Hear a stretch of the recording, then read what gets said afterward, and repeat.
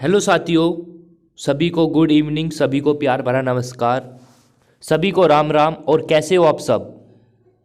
उम्मीद करता हूँ यार आप सभी अच्छे होंगे। We are live today. और आप सभी को पता होगा हम डेली लाइव आते हैं शाम को 7 बजे। डेली लाइव आते हैं हम कुछ शाम को 7 बजे।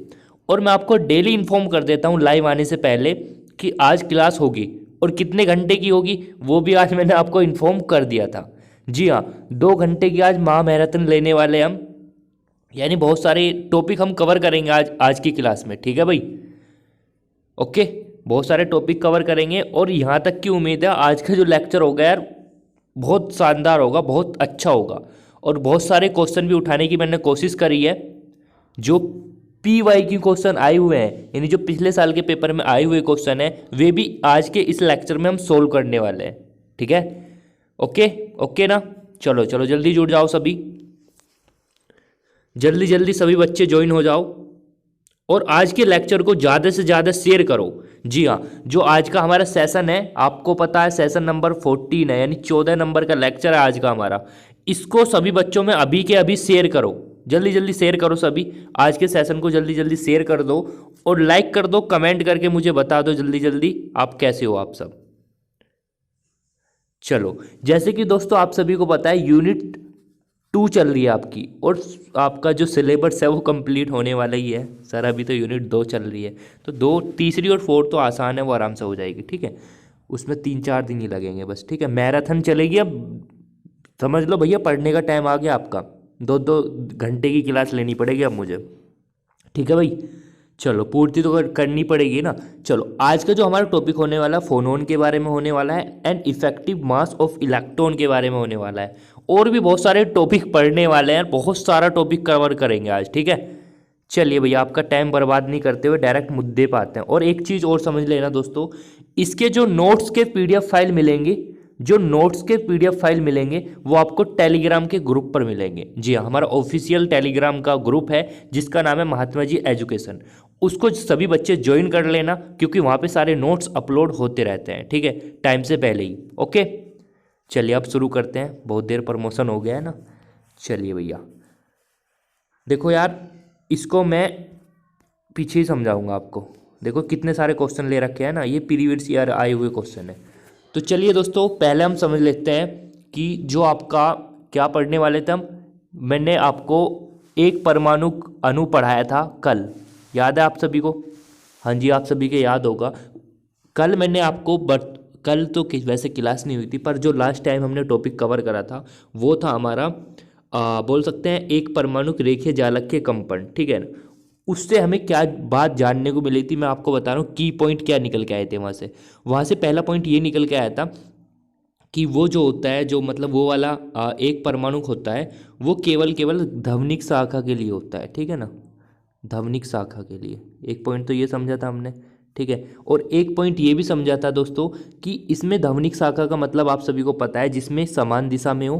ध्वनिक शाखा का मतलब भी मैंने बताया था, समान दिशा में हो और जिसके आयाम भी समान हो, दिशा भी समान हो और आयाम भी समान हो। ये क्वेश्चन भी पेपर में आ चुका है। ठीक है? तो यार ज़्यादा कोशिश करता हूँ कि आपके पेपर की लैंग्वेज में उठाने की कोशिश करूँ। ठीक है?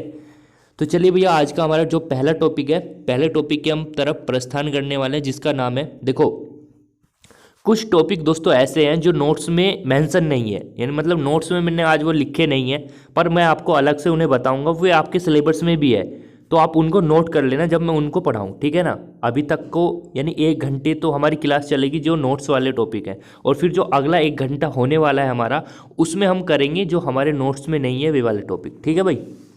चलिए, तो हेडिंग डाल लो सभी बच्चे। वैसे ये नोट्स में है, फिर समझाने के लिए बता रहा हूँ। द्विपरमाणुक की बात कर रहा हूँ दोस्तों। किसकी बात कर रहा हूँ? द्विपरमाणुक। सर इंग्लिश में क्या बोलते हैं द्विपरमाणुक को? बस ये भी नहीं पता। Di atomic, di atomic. ठीक है? देखो, माइंड को रिलैक्स होके बैठ जाओ, कोई ज़बरदस्ती नहीं है, चुपचाप बैठे रहो और थोड़ी देर बाद आप खुद ही बोलने लगोगे, है ना? चुपचाप रहो बस अभी। चलो, अब कमेंट बॉक्स से उंगली हटा लो, अब पढ़ाई का टाइम आ गया तो पढ़ना स्टार्ट करो। द्विपरमाणु। सर द्विपरमाणु का मतलब क्या है? देखो भैया, इसका डेरिवेशन वेरिएशन हम नहीं करने वाले, हमें मेन चीज़ याद रखनी है कि जहाँ से पेपर में क्वेश्चन आएगा। ठीक है? तो क्वेश्चन ये आएगा, ओमेगा स्क्वायर, यानी आपको पता है ओमेगा क्या होता है? एंगुलर फ्रीक्वेंसी कोणीय आवर्ती होती है, लिख लेना चाहो तो एंगुलर फ्रीक्वेंसी, ठीक है, एंगुलर फ्रीक्वेंसी होती है ओमेगा। अच्छा, इसका एक फॉर्मेट निकल के आएगा दोस्तों जो आपके लिए इंपॉर्टेंट है, यानी जब मैं इस डेरिवेशन को करूँगा, यानी डाई एटॉमिक वाली डेरिवेशन मैं नहीं करूँगा, पर केवल आपको रिजल्ट बता रहा हूँ, रिजल्ट क्या आता है निकल के, ठीक है। डेरिवेशन केवल इस वजह से नहीं करा रहा मैं इसकी, क्योंकि इसका डेरिवेशन का कुछ भी यूज नहीं है, ठीक है। मेन इंपॉर्टेंट चीज़ है इसका रिजल्ट, क्योंकि ग्राफ में से क्वेश्चन इसके रिजल्ट से ही बनेंगे, ठीक है। तो दोस्तों इसका रिजल्ट होता है बीटा 1/M, यानी एक बड़े वाला द्रव्यमान होता है, एक होता है छोटे वाला द्रव्यमान, ठीक है। एंड आपका प्लस माइनस, एक सेकंड, एंड आपका क्या होता है दोस्तों, प्लस माइनस एंड बीटा, और एंड अंडर रूट के अंदर होता है दोस्तों, अंडर रूट के अंदर होता है आपका, देखो चाहो तो इसको यहाँ से लिख लेना, अंडर रूट के अंदर होता है आपका 1/M प्लस 1/ बड़े वाला M इसका square, and minus, sorry plus नहीं, यहाँ पे माइनस आता है, एंड 4 साइन स्क्वायर KA/MM, ठीक है। देखो मैं इसको दिखाई देता हूँ आपको कि फॉर्मेट क्या होता है इसका, ठीक है। कभी न कहो सर ये क्या बता दिया आपने, है ना। आज तो बहुत तगड़ा PDF बना रखी है मैंने, है ना, ठीक है भाई। तो देखो भैया इसका काम का जो हमारी काम की चीज़ है उसको देख लेते हैं। ये लो भैया, दिख रहा है सबको, बिल्कुल क्लियर चमक रहा है, आवाज़ प्रॉपर तरीके से आ रही है भाई। तो देखो भैया इसका ओमेगा का जो फॉर्मूला निकल के आता है हमारे लिए, वो ये निकल के आता है, क्या भैया, omega square is equal to beta 1/M plus 1/M plus minus beta under root 1/M plus 1/M का square minus 4 sine square KA/। फिर बता रहा हूँ भैया, कुछ बच्चे ये कहेंगे भैया डेरिवेशन करा दो, डेरिवेशन करा दो, डेरिवेशन करा दो, तो भैया इसकी डेरिवेशन मैं नहीं कराने वाला, क्योंकि टाइम वेस्ट होगा मेरा भी और आपका भी। मैं नहीं चाहता जहाँ से आपके एग्जाम में क्वेश्चन आने वाले मैं उसको टैकल करने की कोशिश कर रहा हूँ, जिससे आपका और ज़्यादा टॉपिक कवर हो सके और आपका सिलेबस भी टाइम से पहले हो सके, ठीक है। चलिए भैया ठीक कह रहे हो, भैया ठीक कह रहे हो, भैया ठीक कह रहे हो। अब देखो यहाँ पे प्लस माइनस का मतलब क्या है दोस्तों, यहाँ पे प्लस माइनस का मतलब क्या है, प्लस माइनस का मतलब है कि भैया इसमें दो चीज़ होंगे, एक तो ओमेगा स्क्वायर जो यानी ओमेगा जो कोणीय आवर्ती होगी, एक तो पॉजिटिव होगी और एक निगेटिव होगी। सर क्या क्या क्या कहती, देखो यहाँ पे प्लस माइनस का मतलब यही है दोस्तों कि अगर प्लस आ रहा तो ओमेगा प्लस का है, और अगर माइनस है तो ओमेगा, अगर बीच में प्लस आ रहा तो ओमेगा प्लस का है, बीच में माइनस आ रहा तो ओमेगा माइनस का है। सर प्लस माइनस का भी अंतर होता है कुछ, मैं कहा हाँ भैया बिल्कुल होता है। तुमने पूछा हाँ तो बताओ सर क्या होता है, तो मैंने कहा भैया जो ओमेगा स्क्वायर प्लस होता है ना उसको हम बोलते हैं प्रकाशिकी शाखा, यानी हम बोल सकते हैं कि ओमेगा प्लस, यानी हम बोल सकते हैं इन शॉर्ट ओमेगा प्लस जिसमें आता है उसको हम बोलते हैं प्रकाशिकी शाखा। सर प्रकाशिकी शाखा क्या होती है, मैंने कहा देखो मैंने आपको लास्ट टाइम एक क्वेश्चन कराया था अगर याद हो, मैंने वहाँ पे कहा था द्विपरमाणुक वहाँ पे मैंने क्वेश्चन कराया था द्विपरमाणुक जालक में क्या क्या होता है, तो आपने कहा था सर प्रकाशिकी शाखा भी होती है यानी ऑप्टिकल ब्रांच भी होती है, आपने कहा था सर और आपने कहा था सर ध्वनिक शाखा भी होती है, फिर मैंने आपको कहा था सर दोनों होती है इसमें, ये कहा था ना। अब सर ये दोनों कैसे होती है वही समझना हम इस डेरिवेशन में, ठीक है। तो हम बोल सकते हैं जो प्लस वाला आ रहा है उसको ध्वनिक शाखा बोलते हैं। अच्छा सर माइनस हो, फिर मका भैया माइनस वाला भी देख लो यहाँ पे, तो माइनस आ रहा है, देखो यहाँ पे माइनस आ रहा है, इसका मतलब ये ध्वनिक शाखा को रिप्रेजेंट करेगा, ठीक है भाई, रिप्रेजेंट करेगा। अच्छा भैया एक काम और करो, मैं कहा हाँ भैया ग्राफ कैसे बनाएंगे इसका,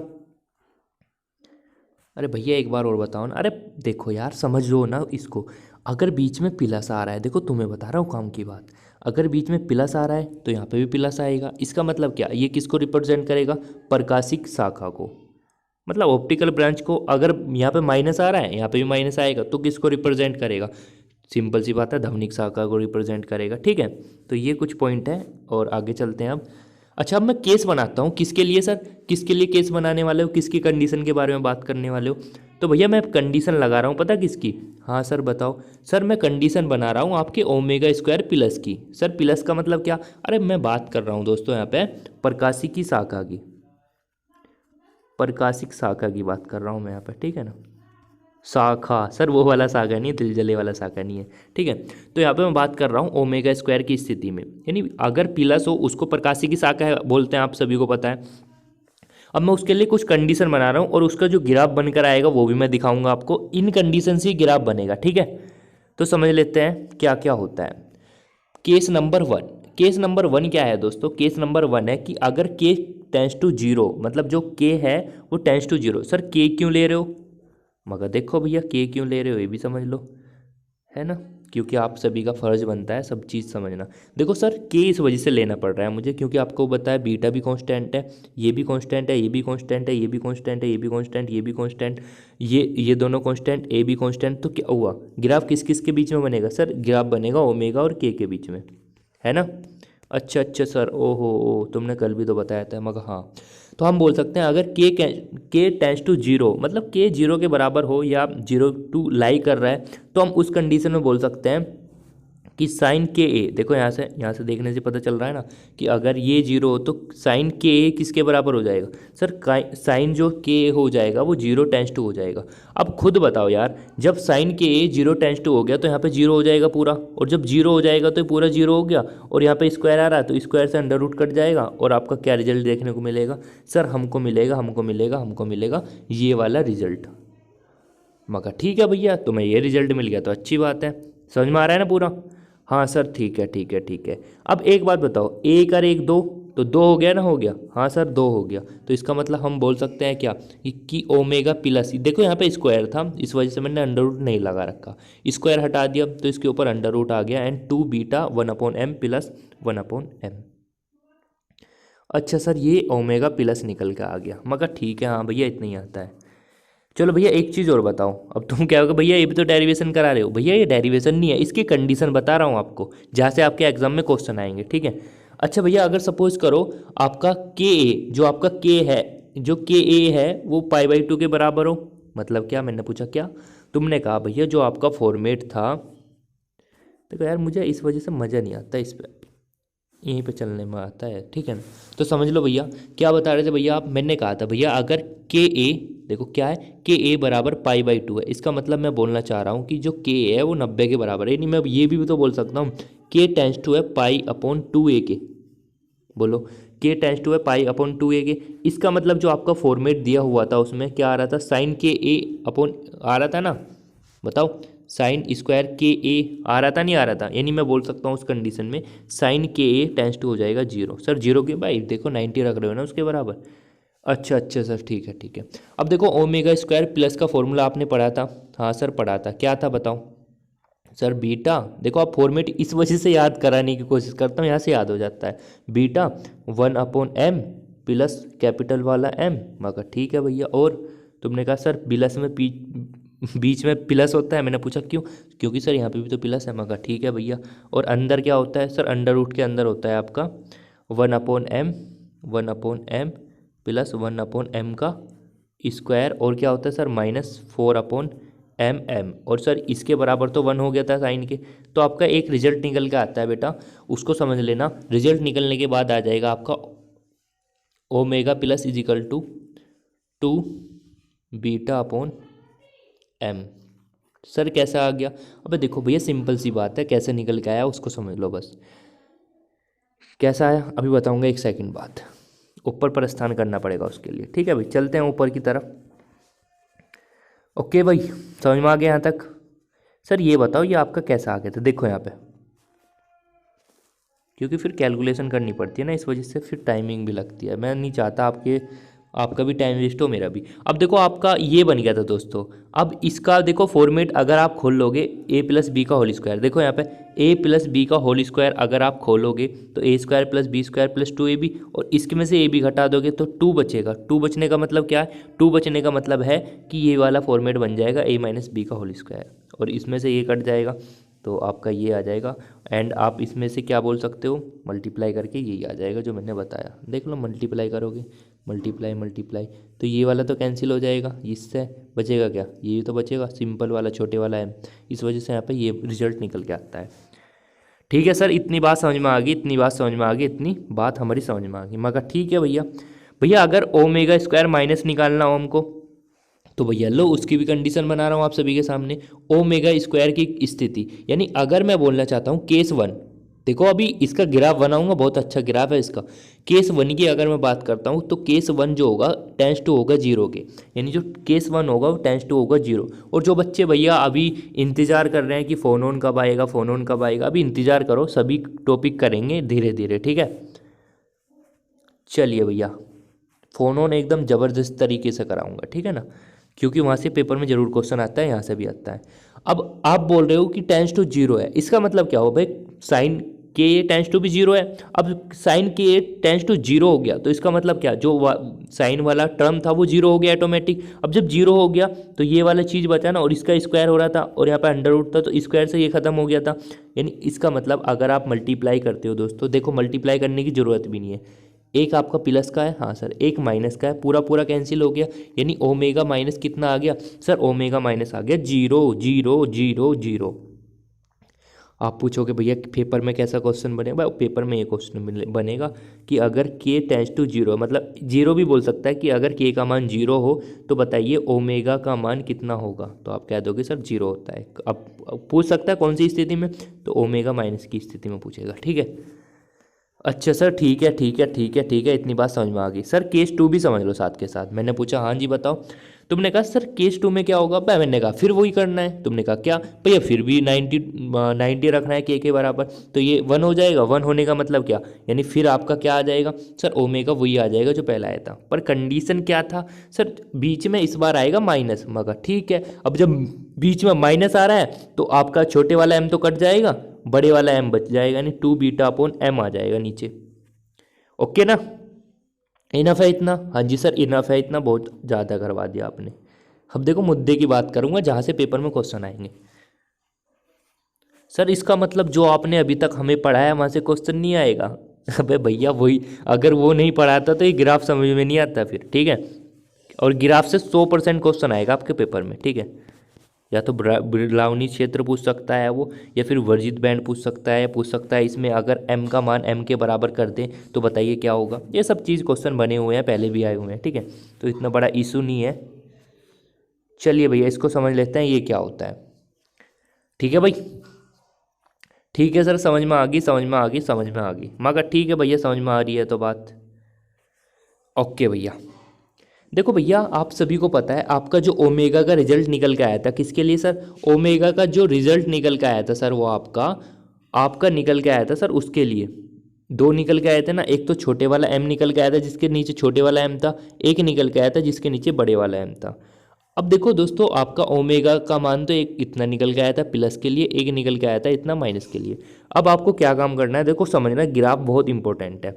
तो आपको क्या काम करना है दोस्तों, जो आपका ये बड़े वाला एम का मतलब ये इसका द्रव्यमान अधिक होगा, सिंपल सी बात है, इस वजह से कैपिटल एम से डिनोट कर रखा है। हाँ जी सर ठीक है ठीक है ठीक है ठीक है, यानी कहीं ना कहीं ये भारी होगा। हाँ जी ठीक है ठीक है, इस वजह से नीचे आ गया, और ये वाला जो हल्के वाला है ये ऊपर लिख रखा है हमने। अब हम क्या काम करते हैं दोस्तों, यहाँ पे इसका ओरिजिन पॉइंट है, यानी इसको बोल सकते हैं ओरिजिन पॉइंट ओ है। अब मैं क्या काम करता हूँ, आप सभी को पता है इसका जो ग्राफ बनता है वो स्ट्रेट लाइन में बनना चाहिए था, स्ट्रेट लाइन में, पर वो जो है ना, जैसे हम, तो वो इस टाइप में बढ़ने लगती है, मतलब जो इस टाइप में जैसा मैंने लाल लाल से बनाया ऐसा बनाना है आपको, वो इस टाइप में, एक सेकेंड, वो इस टाइप में बढ़ने लगती है। एंड यहाँ से भी आपका इसी टाइप में, इस टाइप में बढ़ने लगती है, ठीक है, ज़्यादा ऊपर तक पहुँचा दिया, इस टाइप में बढ़ने लगती है, एंड इस टाइप में यहाँ से भी बढ़ने लगती है। तो बढ़ने से क्या होगा दोस्तों, ये जो आपके पॉइंट मिले हैं, जहाँ पे ये जो पॉइंट मिलते हैं ये आपका 2 बीटा अपॉन एम होता है अंडर रूट के अंदर, ठीक है, ओके। और जो यहाँ से भी सेम कॉन्सेप्ट अप्लाई होगा, क्योंकि देखो जो आपका प्लस वाले में निकल के आया था 2 बीटा अपॉन एम, वो दोस्तों इस पॉइंट पे कहीं ना कहीं होगा। इस पॉइंट पे होने का मतलब कि ये जो आपस में मिल रहे होंगे, यहाँ पे इसका क्या होगा, यहाँ पे आपका, या हम बोल सकते हैं इन शॉर्ट क्वेश्चन क्या बनेगा पेपर में वो समझो बस। ग्राफ तो ऐसा बनेगा, अच्छा सर बन गया। अब आपको पेपर में क्वेश्चन ये बनेगा कि द्विपरमाणु जालक के लिए प्रथम बिरलाउन क्षेत्र कहाँ से लेके कहाँ तक का होता है। तो आपको कहना है -π/2a से π/2a तक होता है। बताओ है या नहीं आसान क्वेश्चन। अच्छा भैया और क्या क्वेश्चन बन सकता है, भैया एक क्वेश्चन ये बन सकता है कि अगर द्विपरमाणु जालक के लिए m = m कर दिया जाए, उस कंडीशन में वर्जित बैंड क्या हो जाएगा, तो दोस्तों एक बात ध्यान रखना, जो वर्जित बैंड है ना उसकी रेंज वही हो जाएगी जो इसकी है, ठीक है, समान हो जाएगी दोनों की रेंज। सर ये बीच में जगह जगह क्यों छोड़ रखी है भैया? जगह इस वजह से छोड़ रखी है क्योंकि यहाँ पे ये जो है ना वर्जित बैंड है, ठीक है। अच्छा सर ठीक है ठीक है ठीक है ठीक है ठीक है, चलो मुद्दे की बात करते हैं और ज़्यादा। सर ठीक है, इतनी बात हमारी समझ में आ गई और सभी के भी समझ में आ गई। मगर ठीक है भैया, अब तुमने एक फरमाइश रखी। मगर हाँ बताओ। तुमने कहा भैया, मगर हाँ यार बताओ तो सही। तुमने कहा भैया जो आपका ये जो आप पढ़ाने वाले थे, मगर क्या? तुमने कहा भैया जो आपने कल पढ़ाया था, जो आपने एक परमाणु वाला टॉपिक करवाया था, उसके पेपर में क्वेश्चन आए हुए थे। मगर हाँ भाई ठीक कह रहे हो, आए हुए थे। और भैया तुमने एक क्वेश्चन करवाया था। मैंने कहा हाँ कौन सा? तुमने कहा भैया जो आपने रेंज वाला क्वेश्चन करवाया था, जो कितने से लेके कितना था, -πa से प्लस π/a तक था। मैं कहा हाँ भैया ठीक था। नहीं भैया, अगर इन दोनों का हम कंपेयरिंग करना चाहें, मतलब दोनों क्वेश्चन को एक साथ मैच करना चाहें, तो ये तो आपका एक परमाणु के लिए हो गया। मैं कहा हाँ भैया कोई प्रॉब्लम नहीं, एक परमाणु के लिए हो गया। भैया अगर सपोज करो बिरलाउनी क्षेत्र द्विपरमाणु के लिए पूछे, तो देखो भैया यहाँ पे दो दो लगा सकते हैं ना याद करने के लिए। मैं कहा हाँ ऐसी तो होता है भाई, ठीक है। तो यही होती है इसकी रेंज, बिरलाउनी क्षेत्र की, प्रथम बिरलाउनी क्षेत्र जो होता है, ठीक है भाई, ऐसे करते हैं। चलो सर इतनी बात हमारी समझ में आ गई, इतनी बात हमारी समझ में आ गई। मैं कहा ठीक है भैया, आ गई तो अच्छी बात है, मेरा काम आसान हो गया थोड़ा सा। अब तुमने कहा सर आप फ़ोन ऑन के बारे में बताने वाले थे, फ़ोन ऑन क्या होता है? मैं कहा यार थोड़ा सब्र करो, रुको अभी रुको। देखो फ़ोन ऑन से पहले हम कुछ पॉइंट के बारे में डिस्कस करेंगे, है ना? क्या पॉइंट है? और वहाँ से क्वेश्चन आए हुए हैं पेपर में बहुत ज़्यादा, अधिक मात्रा में आए हुए हैं, बहुत ज़्यादा नहीं अधिक मात्रा में आए हुए हैं। सर बताओ बताओ बताओ बताओ। चलो तो भैया सुनो, देखो पहला फ़ोन ऑन के बारे में बता रहा हूँ। फ़ोन ऑन की उत्पत्ति कैसे हुई, इसकी ज़रूरत कैसे पड़ी और कैसे कैसे निकल के आया फ़ोन ऑन वर्ड। तो भैया देखना, PHONON, फ़ोन ऑन, PHO है, ठीक है। फ़ोन ऑन क्या होता है पहले इसको समझ लो। दोस्तों आप सभी को पता है, अगर मैं 12th फिजिक्स की बात करता हूँ, जो आपने 12th क्लास में पढ़ी थी, उसकी बात कर लेता हूँ पहले। 12th में आपने क्या पढ़ा था दोस्तों? 12th में आपने पढ़ा था भाई, सर पढ़ाई तो नहीं है, इस वजह से तो हमें BSc में प्रॉब्लम आ रही है। अरे यार पढ़ा होगा, हल्का फुल्का तो पढ़ा होगा ना। चलो भैया पढ़ा था, हाँ भैया पढ़ा था। मगर क्या पढ़ा था? अब मुझे ये बताओ, आपने ये पढ़ा होगा कि जो आपका इलेक्ट्रोमैग्नेटिक वेव होती है, मतलब जो विद्युत चुम्बकीय तरंगे होती है, मैं कहा हाँ भैया विद्युत चुम्बकीय तरंगे होती हैं, उसमें जो आपकी ऊर्जा चलती है, वो आपको पता है ऊर्जा जो चलती है वो क्वांटम या फोटोन के रूप में चलती है, ठीक है। किसके रूप में चलती है ऊर्जा? सर फोटोन के रूप में चलती है। मगर ठीक है भैया, और आप सभी को पता है प्रत्येक फोटोन की ऊर्जा कितनी होती है? सर E बराबर h म्यू होती है। मगर ठीक है भैया, h म्यू होती है। म्यू क्या होती है सर यहाँ पे? म्यू भैया आवर्ती होती है, h प्लांक कांस्टेंट होता है, E यहाँ पे ऊर्जा होती है फोटोन की ऊर्जा। मगर ठीक है भैया, बहुत आसान काम है, बहुत आसान काम है, बहुत आसान काम है। सर आप तो हमें फोनोन के बारे में बताने वाले थे, फोटोन कहाँ से आ गया इसमें? मगर सुनो अभी भैया, सुनते रहो स्टोरी। अच्छा भैया, जब हम भैया वहाँ पे विद्युत चुम्बकीय तरंगे पढ़ते थे, तो वहाँ पे अगर हम बात करें क्वांटाइज एनर्जी की अगर हम बात करते हैं, यानी क्वांटीकरण ऊर्जा की हम बात करते हैं, तो फोटोन की ऊर्जा होती है। मगर ठीक है भैया, ठीक है भैया, ठीक है। अच्छा मेरा एक क्वेश्चन है आपसे। तुमने कहा हाँ भैया पूछो। भैया यहाँ पे मैंने पहले पॉइंट में बात करी थी आपकी, किसके बारे में? विद्युत चुम्बकीय ऊर्जा के बारे में, या विद्युत चुम्बकीय तरंगों की ऊर्जा के बारे में। तो वो जो क्वांटाइज थी वो किसके रूप में थी? सर वो फोटोन के रूप में थी। अब मेरा एक क्वेश्चन है आपसे दोबारा, कि अगर मैं प्रत्यास्थ या जालक, देखो दो वर्ड से आपको क्वेश्चन मिल सकता है पेपर में, प्रत्यास्थ या जालक की तरंगों की ऊर्जा की बात करूं,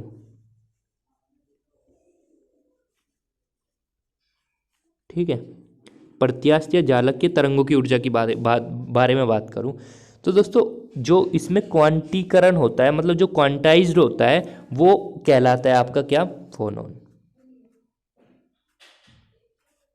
वो कहलाता है आपका फोनॉन। सर इसका मतलब क्या हुआ? मैं सिंपल सी बात तो बता रहा हूँ भैया। मैंने क्या कहा, जो विद्युत चुम्बकीय तरंगों की ऊर्जा होती है उसको तो हम क्या बोलते हैं? उसको तो सर हम फोटोन कहते हैं। अब ये भी तो ऊर्जा है, फोनोन भी तो ऊर्जा है। ऊर्जा का मतलब क्या, यानी प्रत्यास्थ या जालक की जो तरंगों की ऊर्जा होती है उसको हम बोलते हैं फोनोन। सर आप डेफिनेशन क्यों बता रहे हैं हमें, मगर जब भी तो फील आएगा थोड़ा सा, है ना। चलो चलो भैया, ठीक है ठीक है ठीक है। अब आपका क्वेश्चन ये हुआ, आपका एक क्वेश्चन ये और उत्पन्न हुआ, मतलब उत्पन्न होते रहते हैं आपके क्वेश्चन आपका क्वेश्चन ये हुआ कि भैया जो ये होते हैं फोनोन, इसका क्वेश्चन आ सकता है पेपर में डेफिनेशन वाला। मैं कहा हाँ भाई आया हुआ है, 2 बार क्वेश्चन आया हुआ है, 2 बार रिपीट हुआ है क्वेश्चन पेपर में, तो ऐसे क्यों कर रहे हो, है ना। तो पढ़ना तो पड़ेगा भाई सारा अच्छा भैया, इसका मतलब भैया पता रहता है आपको कौन सा क्वेश्चन कब आया। ठीक है भाई, चलो भैया इतनी बात समझ में आ गई। फोनोन क्या होता है, ये फोनोन जो होती है प्रत्यास्थ तरंगों की ऊर्जा होती है। ठीक है, मगर ठीक है भैया, ठीक है भैया, ठीक है। यह हम जालक की ऊर्जा भी बोल सकते हैं। अब एक क्वेश्चन आपका उठा कि भैया जैसे सपोज करो हमारा क्रिस्टल बन गया, यानी जो क्रिस्टल स्ट्रक्चर है आपको पता है किसकी हेल्प से बनती है। सपोज करो भैया हमारा क्रिस्टल स्ट्रक्चर बन गया। अब अगर हमें उनकी बोल सकते हैं बात करनी है कि भैया जो प्रत्यास्थ तरंग होती है, मतलब जो आपकी तरंगे होती हैं वो कैसे कैसे बनती है, मतलब कैसे कैसे बनकर तैयार होती हैं। तो एक पॉइंट और लिखना आप। क्या पॉइंट सर, क्रिस्टल में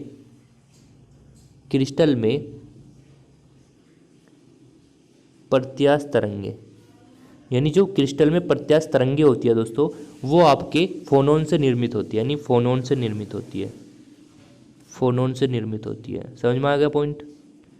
सर कहना क्या चाहते हो भाई, मैं कुछ नहीं कहना चाहता हूँ, मैं तो ये कहना चाहता हूँ कि क्रिस्टल में जो प्रत्यास्थ तरंगे उत्पन्न होती है ना, उसका जो मेन रीजन होता है वो फोनोन से निर्मित होते हैं। ठीक है, यानी फोनोन की हेल्प से उन्हें एनर्जी मिलती है जब वो जाके वो निर्मित होते हैं। ठीक है सर, अगर सपोज करो हम किसी अगर हम किसी क्रिस्टल की बात कर रहे हैं और उसमें सर कंपन हो रहे हैं, उसमें दोलन हो रहे हैं। मैं कहा ठीक है भैया, क्या हो रहे हैं क्रिस्टल में, सर कंपन और दोलन हो रहे हैं। मैंने पूछा किसके कारण होते हैं, तुमने कहा सर ये भी तो फोनोन के कारण होते होंगे। मगर क्यों होते हैं, तुमने कहा सर ये तो फोनोन के कारण होते हैं, पर ये नहीं पता क्यों होते हैं। क्योंकि भैया फोनोन की डेफिनेशन पढ़ो क्या थी। सर फोनोन की डेफिनेशन में आपने बताया कि प्रत्यास्थ तरंगों की ऊर्जा क्वांटाइज्ड होती है, उसको फोनोन कहते हैं। अब देखो यहाँ पर कंपन और दोलन किस में हो रहा है सर, किस में हो रहा है सर, क्रिस्टल में हो रहा है। और एक बात ध्यान रखना, फोनोन होता है। और एक चीज़ और बता रहा हूँ यहाँ से रिलेटेड आपके लिए, जो इसमें बोल सकते हैं फोनोन जो होता है दोस्तों, आपको पता है फोनोन क्या होता है, कैसे कैसे होता है, कैसे कैसे वर्क करता है। देखो एक बात ध्यान रखना दोस्तों, अगर फोनोन है अगर, तो माध्यम में है ना दोस्तों, ध्यान रखना फोनोन माध्यम में ध्वनि की चाल से चलता है। ठीक है ना, याद रखना इस पॉइंट को। यानी जब अगर फोनोन दोस्तों माध्यम में चलने की कोशिश करेगा, देखो समझना, अगर फोनोन माध्यम में चलने की कोशिश करेगा तो ध्वनि की चाल से चलेगा। यानी इसका मतलब क्या हुआ भैया, ध्वनि की चाल से चलेगा। तो मेरा सिंपल सा जवाब ये हुआ भैया, ध्वनि की चाल से चलने का मतलब ये, आपको पता है ध्वनि में चाल सबसे ज़्यादा किस में होती है, ध्वनि में चलने के लिए सबसे ज़्यादा चाल किसके लिए होती है बताओ, सॉलिड के लिए, लिक्विड के लिए या गैस के लिए। मेरा क्वेश्चन ये है कि ध्वनि की चाल सबसे ज़्यादा किसके लिए होती है, सॉलिड के लिए, लिक्विड के लिए, गैस के लिए। आप सभी के पास 3 ऑप्शन है, बताओ किसके लिए होती है। सर हमको पता है, हमको पता है, हमको पता है। ठीक है भाई, सबको पता है। यानी इसका मतलब क्या, यानी जो भी माध्यम में यहाँ चल रहा होगा, ठीक है, जिसमें भी माध्यम में वो चल रहा होगा वो ध्वनि की चाल से चल रहा होगा। मतलब अगर सपोज करो माध्यम सॉलिड है तो सॉलिड की चाल से चलेगा, अगर लिक्विड माध्यम है तो लिक्विड की चाल से चलेगा, एंड अगर गैस है तो गैस की ध्वनि की चाल से चलेगा। सर ये भी बात समझ में आ गई, ये भी बात समझ में आ गई, ये भी बात समझ में आ गई। मगर ठीक है भैया, तो नई बात बताओ कुछ। तुमने पूछा एक क्वेश्चन और पूछा भैया, नो भैया एक बात और बताओ। मगर हाँ भैया बताओ। तुमने कहा भैया अगर हम बात करते हैं, नो किसकी बात करते हैं, देखो समझ लेना इस पॉइंट को भैया। अगर हम बात करना चाहें किसकी, भैया तुमने फोनोन के बारे में ये बता दिया। देखो अभी तक हमने क्या पढ़ा उसको रिकैप कर लेते हैं। भैया अपने फोनोन के बारे में कुछ पॉइंट बताए जो हमको पता है। मगर क्या बताएं, तुमने कहा भैया जो विद्युत चुम्बकीय तरंगों की ऊर्जा होती है क्वांटाइज होती है, वो आपके फोटोन के रूप में होती है, जिसको मंडल या पैकेट के रूप में चलती है, जिसको फोटोन या क्वांटा कहते हैं। ठीक है, अच्छा भैया बिल्कुल ठीक है। और भैया तुमने बताया था प्रत्यास्थ तरंगों की जो ऊर्जा क्वांटाइज होती है उसको फोनोन कहते हैं। देखो इस बार मैं रिपीट कर रहा हूँ, इस वजह से रिपीट कर रहा हूँ क्योंकि यहाँ से क्वेश्चन पेपर में आए हुए हैं और साथ के साथ आपके याद हो जाएगी डेफिनेशन।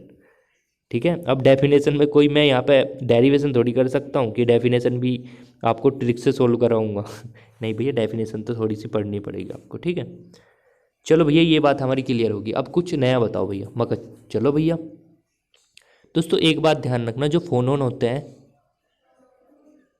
फोनोन का जो स्पिन होता है यानी जो चक्रण होता है, जो चक्रण होता है दोस्तों फोनोन का, और जो फोटोन का चक्रण होता है, देखो ध्यान रखना, जो फोनोन का चक्रण होता है और जो फोटोन का चक्रण होता है, दोनों का इक्वल होता है। सर मतलब क्या, इक्वल होने का मतलब क्या? भाई सिंपल सी बात है, देखो पेपर में क्वेश्चन आया हुआ है, इंपॉर्टेंट है ये वाला भी।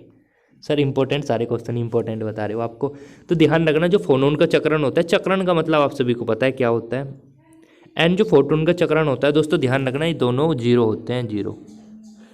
दोनों का, या फोनोन का चक्रण क्वेश्चन आए पेपर में या फोटोन का चक्रण आए, तो दोनों जीरो होते हैं, zero zero zero zero zero. अब आपके मन में एक क्वेश्चन और उठा, सर जब आप फोनोन और फोटोन की बात कर रहे हो तो सर एक बात और बता दो। मैं कहा हाँ बताओ। सर ये किसका पालन करते हैं? क्योंकि सर हमने देखा एक बार पेपर में क्वेश्चन आया हुआ था, तो भैया सुन लो, ये जो फोनोन और फोटोन होते हैं दोस्तों, ये ध्यान रखना, आइंस्टीन आइंस्टीन सांख्यिकी का पालन करते हैं, यानी आइंस्टीन सांख्यिकी का पालन करते हैं, दोनों के दोनों। सर ठीक है ठीक है ठीक है ठीक है, मगर ठीक है भैया, जब ये बात समझ में आ गई। सर और चीज़ बताओ, आप चक्रण से रिलेटेड एक दो क्वेश्चन और बता दो। मैंने पूछा क्यों? क्योंकि इस चक्रण से रिलेटेड पेपर में बहुत सारे क्वेश्चन हमने देखे हुए हैं। मगर ठीक है तो बताता हूँ, तो किस बात की टेंशन ले रहे हो तुम, है ना। चलो भैया एक बात ध्यान रखना दोस्तों, कुछ एक्स्ट्रा पॉइंट बता रहा हूँ, बताने की कोशिश कर रहा हूँ, उम्मीद है आपको इसको नोट कर लोगे, क्योंकि नोट्स में मैंने नोट्स में नहीं लिख रखी, तो अलग से बता रहा हूँ, नोट कर लेना। दोस्तों एक बात ध्यान रखना, जो पाई प्लस होता है, पाई प्लस क्या होता है सर? पाई प्लस जो आपका मेसान होता है, इसमें जो चक्रण होता है दोस्तों, इसका जो चक्रण होता है वो केवल केवल जीरो होता है, जीरो। ठीक है, अच्छा सर एक पॉइंट तो ये हो गया, वेरी इंपॉर्टेंट है, याद रखना। सर अगर हम बात करें, किसकी बात करें सर? हाई, सर अगर हम बात करें ऋण ओमेगा हाइप्रोन की, ऋण ओमेगा हाइप्रोन की, सर इसमें चक्रण की संख्या कितनी होती है? तो भैया इसमें चक्रण होता है 1/2, 1/2 चक्रण होता है। अब आपके मन में एक क्वेश्चन और उठा, मैं कहा हाँ भैया बताओ हाँ भैया बताओ, तुम्हारा ये क्वेश्चन उठा कि भैया हाइप्रोन के बारे में बता दिया, पाई मेसान के बारे में बता दिया, सर इसके बारे में और कुछ नॉलेज है? मैं कहा भैया सुन लो, तो मेसान का अगर कहीं पे और जिक्र हो जाए, अगर कहीं पे मेसान का, भाई पेपर में आए हुए क्वेश्चन है यहाँ से, इस वजह से ज़्यादा यहाँ पे थोड़ा गौर फरमाने की कोशिश कर रहा हूँ मैं।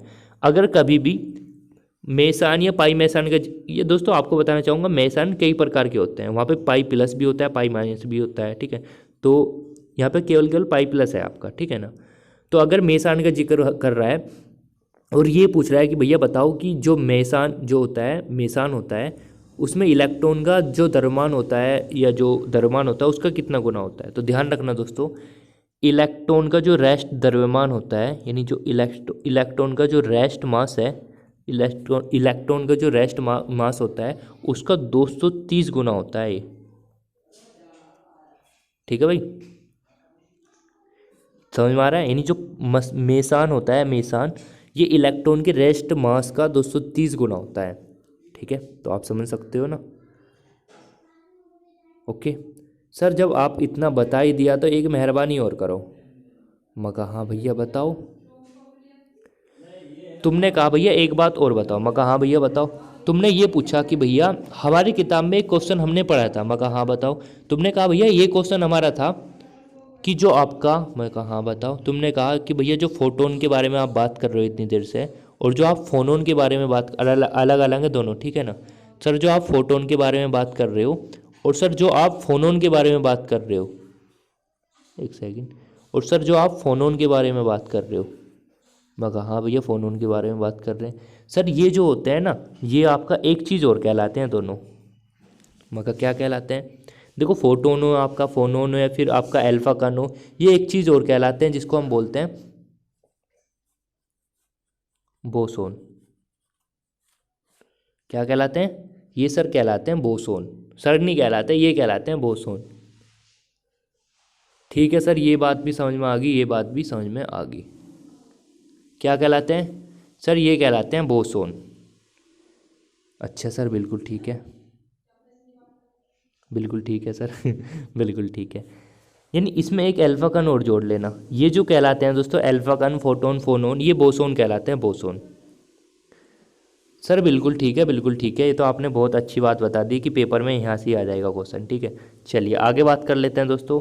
दोस्तों अगर मैं फोनोन की औसत संख्या की बात करूँ तो ध्यान रखना, फोनोन की जो एवरेज नंबर होता है वो होता है 1/एक्सपेंशन एच क्रॉस बोलते हैं इसको, ध्यान रखना, एच क्रॉस ओमेगा अपॉन के बी टी एंड -1।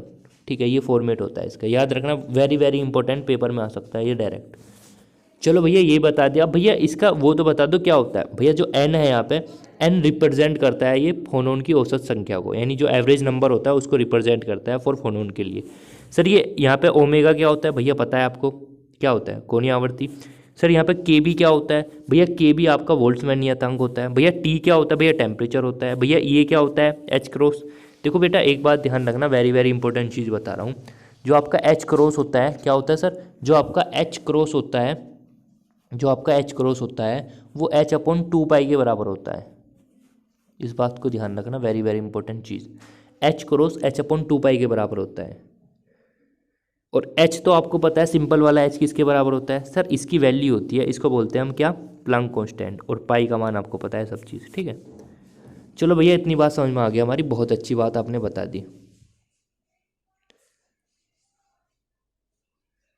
मगर ठीक है भैया, अच्छी बात लग रही है तो आपको, ठीक है। अब भैया आप कुछ मगर चलो भैया अब आगे बढ़ें। आगे बढ़ें अब। चलो भैया एक काम और करो। मगर हाँ, अब कुछ और बात बता दो भैया इससे रिलेटेड। मगर ठीक है भैया, तो सुनते रहो, ज़्यादा बड़ा ना हो जा कभी इसे। चलो यार, नहीं तो आपका टाइम बहुत ज़्यादा वेस्ट हो जाएगा। सर वेस्ट नहीं हो रहा, ऐसे ही याद हो रहा है हमारे तो साथ के साथ।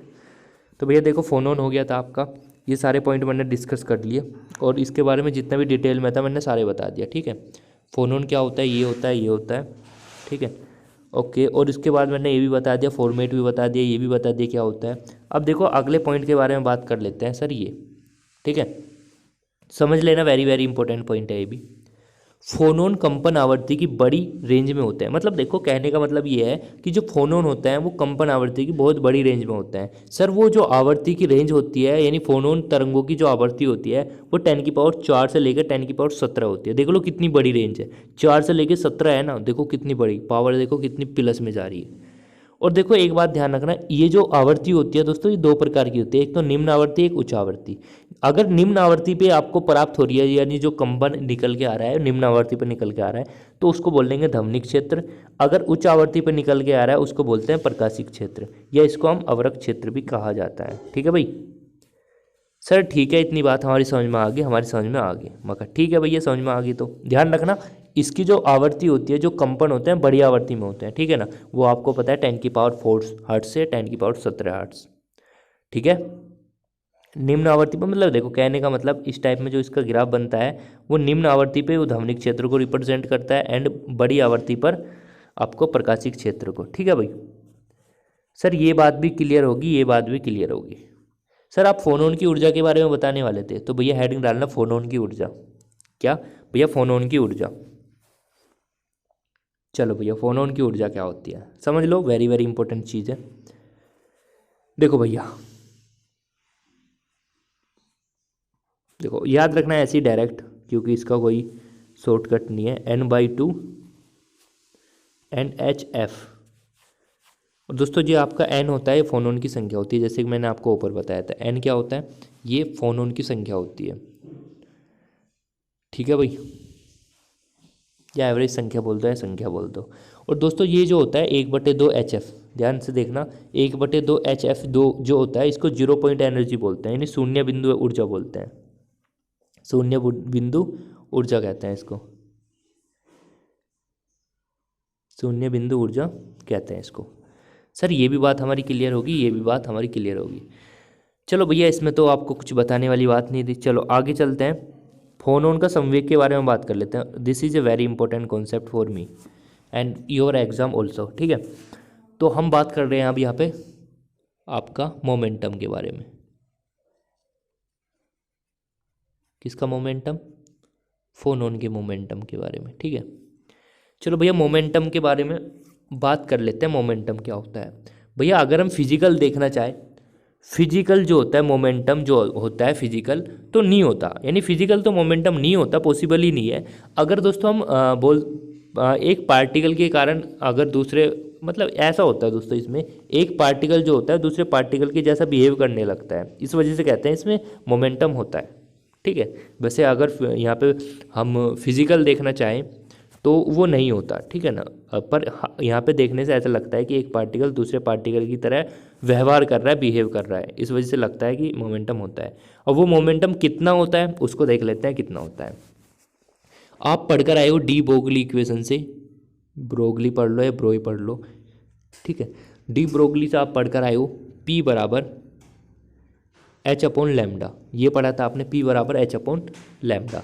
अगर दोस्तों एक काम मैं करना चाहता हूँ, यहाँ पे मैं क्या काम करना चाहता हूँ, मैं ये काम करना चाहता हूँ, मैं 2 पाई से मल्टीप्लाई कर देता हूँ एंड 2 पाई से ही डिवाइड कर देता हूँ। सर ऐसा क्यों कर रहे हो? अभी पता चल जाएगा ऐसा क्यों कर रहे हो। पी बराबर आपका आ जाएगा H upon 2 pi into 2 pi upon lambda. दोस्तों आपको पता है एच अपॉन 2 पाई मैंने किसके बराबर बताया था आपको? सर आपने बताया था एच अपॉन 2 पाई के बराबर बताया था एच क्रॉस के, है या नहीं? हाँ भैया बिल्कुल ठीक है, एच क्रॉस के बराबर था। तो इसका मतलब मैं क्या लिख सकता हूँ इसको? सर आप लिख सकते हो पी बराबर एच क्रॉस क्या? एच क्रॉस के। और this is a very important for result for your exam, ठीक है।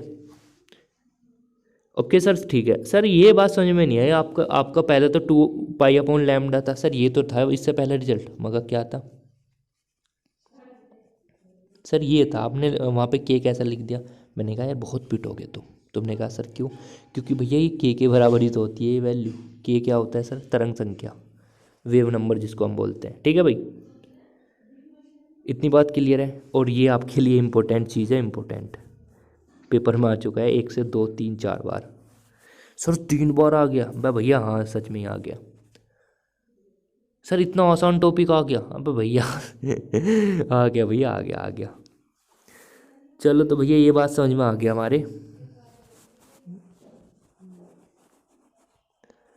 चलो भैया ये बात हमारी समझ में आ गई, कैसे कैसे हुआ, कैसे कैसे निकल कर आया, मगर ठीक है भैया समझ में आ गई। तो चलो ये बात समझ में आ गई, ये भी समझ में आ गई, ये भी समझ में आ गई। भैया अब यहाँ पर कुछ इंपॉर्टेंट चीज़ बता दो जो हमारे पेपर में आ सकती है। तो भैया सुनो, अगर दोस्तों आप एक्स किरण फोटोन के बारे में बात करने चाहते हो, प्रत्यास्थ प्रकीर्णन, यानी मतलब जो आप प्रत्यास्थ प्रकीर्णन के बारे में बात करोगे, तो यहाँ पे जो आपका के डैश होगा वो के प्लस जी के बराबर होगा। सर के डैश क्या है? पर के डैश है प्रकीर्णन फोटोन की का सदिश, मतलब के डैश क्या रिप्रेजेंट कर रहा है? प्रकीर्णन फोटोन का सदिश। और के क्या रिप्रेजेंट कर रहा है सर? आपतित फोटोन का सदिश। और जी क्या? विक्रम जालक का सदिश। ठीक है, आपने पढ़ा होगा जी क्या होता है। सर ये कैसे कर दिया? भैया सिंपल सी बात है, अभी बताऊंगा आपको कैसे हुआ। चलो, इसमें एक डायग्राम होता है इस टाइप का, जिसमें ये होता है, ये इसके बराबर होता है। मैंने पढ़ाया था आपको अब पीछे पहली यूनिट में, शायद से याद करो वो दिन। दोस्तों अगर हम प्रत्यास्थ प्रकीर्णन में संवेग संरक्षण का नियम लगाना चाहिए, किसका नियम सर? संवेग संरक्षण का नियम। तो आपने पढ़ा होगा पी जो होता है वो सर एच के बराबर होता है। हाँ सर बिल्कुल होता है। अब हम किसका नियम लगा रहे हैं सर? संवेग संरक्षण का। अब संवेग संरक्षण का नियम पी बराबर एच के होता है, ये एच क्रॉस के होता है। यानी इसका मतलब क्या कि भैया यहाँ पे हमको एच क्रॉस से मल्टीप्लाई कर देनी होगी दोनों पक्षों में। सर कहाँ पे? भैया इसके दोनों पक्षों में एच क्रॉस से मल्टीप्लाई कर दो। सर इससे क्या फ़ायदा होगा? भैया देखो संवेग संरक्षण का नियम लगा रहे हो ना, तो आपका ये ना होता P1 plus P2 is equal to P1 plus P2, ऐसी तो होता है संवेग संरक्षण का नियम। सर ठीक है ये लगा दिया हमने, इससे क्या फ़ायदा होगा सर? भाई देखो इससे ये फ़ायदा होगा, ये पेपर में डायरेक्ट आ सकता है क्वेश्चन सर यही बस यही फ़ायदा होगा। भाई बस कह रहे हो, ये क्वेश्चन पक्का हो गया। ठीक है, अतः प्रत्यास्थ प्रकीर्णन में संवेग संरक्षण से ये रिजल्ट निकल के आ जाएगा। सर ठीक है ठीक है ठीक है। अब ऊर्जा संरक्षण का नियम लगाओ। सर ऊर्जा संरक्षण का कैसा लगा मैं? बस सिंपल सी बात है भैया, आपको पता है ई बराबर एच म्यू होता है। होता है नहीं होता है? हाँ सर होता है। और आपको पता है एच म्यू बराबर क्या होता है? सी अपॉन लैम्डा होता है। हाँ सर होता है। अगर मैं 2 पाई से गुना कर दूँ, 2 पाई से मल्टीप्लाई कर दूँ, तो किसके बराबर आ जाएगा सर? ये आ जाएगा इसके बराबर। ठीक है, मतलब कहने का मतलब दोस्तों ये है, आपका एच क्रॉस से एच क्रॉस भी कैंसिल आउट हो जाएगा। यानी कहने का मतलब ये जो आपका ओमे dash P H equal to simple P H के बराबर आ जाएगा। और सिंपल और डैश का मतलब मैं आपको बताता हूँ क्या होता है। दोस्तों जो आपका ओमेगा डैश वाला है, ये परकिरनत फोटोन की कोणीय आवृत्ति है। आपको पता है ओमेगा कोणीय आवृत्ति होती है, जबकि ये सिंपल वाला जो है आपतित फोटोन की कोणीय आवृत्ति है। दोस्तों एक बात ध्यान रखना, अगर प्रकीर्णित, देखो क्वेश्चन यहाँ से बनेगा पेपर में कि यदि प्रकीर्णित फोटोन की कोणीय आवर्ती आपतित फोटोन की कोणीय आवर्ती के बराबर हो, तब परक्रम क्या कहलाता है? तो ध्यान रखना, परक्रम जो कहलाता है वो सामान्य परक्रम कहलाता है। क्या कहलाता है? सामान्य परक्रम कहलाता है। और क्या क्वेश्चन बन सकता है भैया? एक क्वेश्चन और बन सकता है कि अगर प्रकीर्णित फोटोन की कोणीय आवर्ती आपतित फोटोन की कोणीय आवर्ती के बराबर हो, उस कंडीशन में आपके फोटोन जो होते हैं वो उत्पन्न होते हैं, अवशोषित होते हैं? चलो बताओ, आप बताओ। जो आपके फोटोन होंगे वो उत्पन्न होंगे या अवशोषित होंगे?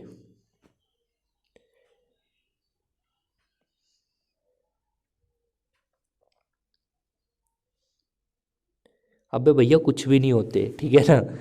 क्या कर रहे हो? उत्पन्न कर रहे हो, कोई अवशोषित कर रहा? भैया कुछ भी नहीं होते, दोनों ना तो उत्पन्न होंगे ना अवशोषित होंगे। ठीक है, कुछ भी नहीं होंगे। क्वेश्चन आ सकता है, पहली बता रहा हूँ, इंपॉर्टेंट चीज़ बता रहा हूँ यहाँ पे। ठीक है भैया, ठीक है ठीक है ठीक है, इंपॉर्टेंट नहीं, मैं सारी चीज़ बता रहा हूँ आपको, जितने भी क्वेश्चन बन सकते हैं। अच्छा चलो भैया, ये तो बात ठीक है। अभी तो भैया आपने बात करी थी प्रत्यास्थ के लिए। अगर भैया अप्रत्यास्थ प्रकीर्णन के लिए बात करें हम, तो भैया अप्रत्यास्थ में क्या होगा?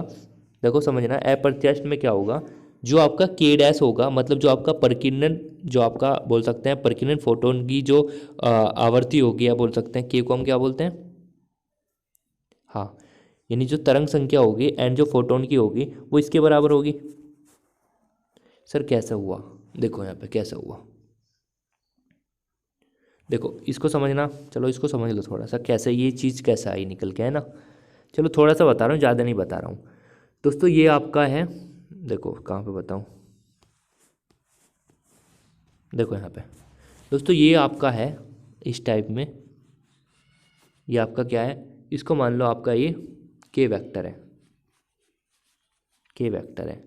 और इसका जो कोणीय आवर्ती है वो ओमेगा पी एच मान लो। ठीक है भाई, चलो भैया ठीक है। अभी सपोज करो ये पार्टिकल यहाँ पे पहुँच गया, मतलब इस प्रकार आपको पता है ओमेगा कोणीय आवर्ती से चल रहा है, मैंने मान लिया पार्टिकल यहाँ पे पहुँच चुका है। अब पहुँचने के बाद क्या होता है दोस्तों? ये इस प्रकार दो पार्टों में डिवाइड हो जाता है। ठीक, इस टाइप में होता है।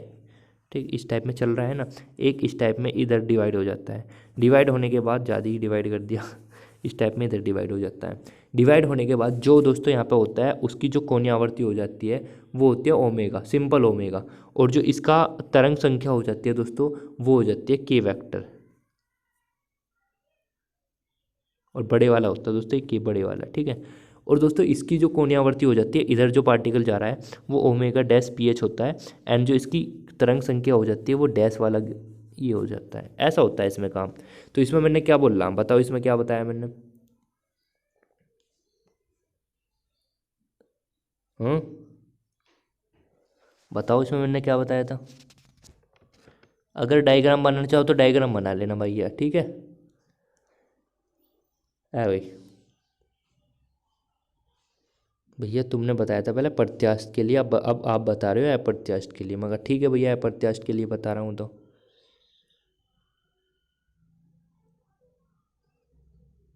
ठीक है सर, ठीक है ठीक है, ले लेंगे सर, स्क्रीनशॉट ले लेंगे, कोई बड़ी बात नहीं है, ठीक है। तो भैया इसका मतलब क्या, वही तो है जो मैंने आपको बताया। सर ये जी कैसा है फिर? भैया जी के बारे में भी बताया तो था क्या होता है जी, ठीक है। तो बस इन सब की अब हम यहाँ पे एच क्रॉस से मल्टीप्लाई कर देंगे, एच क्रॉस से एच क्रॉस से एच क्रॉस से। क्यों? क्योंकि भैया हम ऊर्जा संरक्षण का नियम लगाते हैं, फिर समवेग का लगाते हैं, इस वजह से। ओके, तो आपका ये रिजल्ट निकल के आता है इस टाइप में। अब दोस्तों आप यहाँ से देखो, इस रिजल्ट निकलने का मतलब ये है कि आपको सिंपल दिखाई दे रहा है, इनकी जो कोणीय आवर्ती है, मतलब जो आपकी आवर्ती है वो बराबर नहीं है, जबकि वहाँ पे तो पहले बराबर थी। अब देखो यहाँ पर बराबर नहीं है आवर्ती। हाँ सर बराबर नहीं है, इसका मतलब क्या हुआ? इसका मतलब होगा ये, अगर कभी भी ध्यान रखना, अगर कभी भी आवर्ती बराबर ना हो, बराबर ना हो, बराबर ना हो, तो उस प्रक्रम को हम बोलते हैं दोस्तों यू प्रक्रम, यानी you process, you process. Sir Hindi में क्या बोलते हैं? अनक्लेव प्रक्रम, ठीक है सर। अब इससे रिलेटेड कुछ क्वेश्चन और है। मैं कहा हाँ भैया ध्यान रखना, अगर कोणीय आवर्ती मतलब जो आवर्ती है या कोणीय आवर्ती है वो बराबर ना हो, उस टाइम जो फोनोन होगा वो अवशोषित होगा।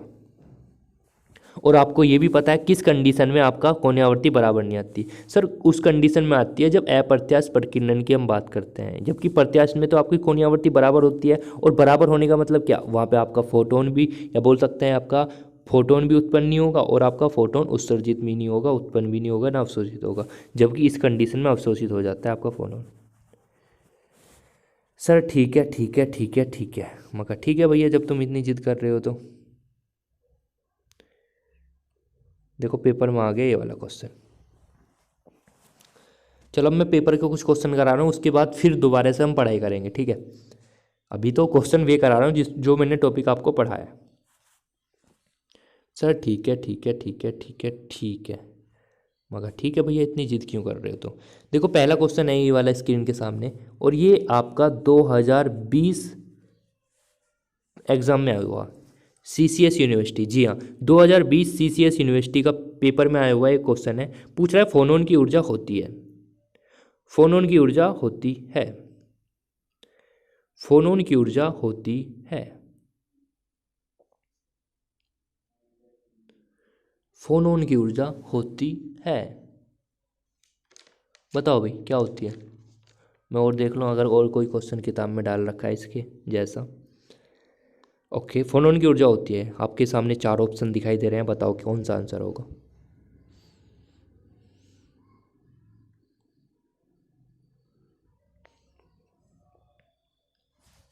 बताओ भैया बताओ ना, कैसे सो रहे हो? भैया इसका आंसर हमारा आ रहा है भैया बी बी बी। मैं कहा भैया बी भी गलत है। भैया फिर बी क्यों नहीं है? मैंने कहा था फोटोन की ऊर्जा होती है एच म्यू। वो फोटोन की नहीं पूछ रहा, फोनोन की पूछ रहा है बेटा, ठीक है ना? तो बी आंसर तो आपका कट्टम हो जाएगा अपने आप ही।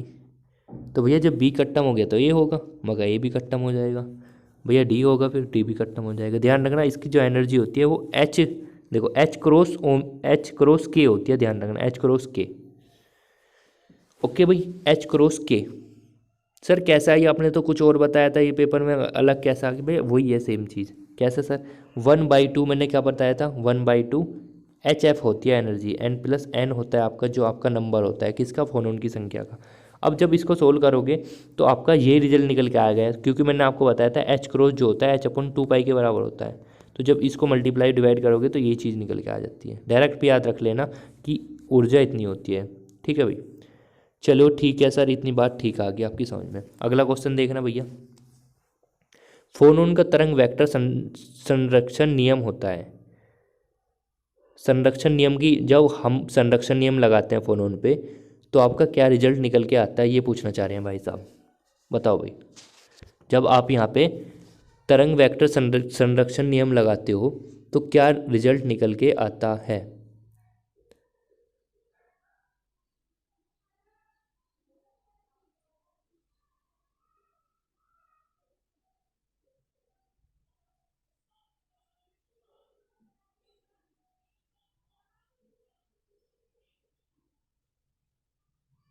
हाँ भाई बताओ।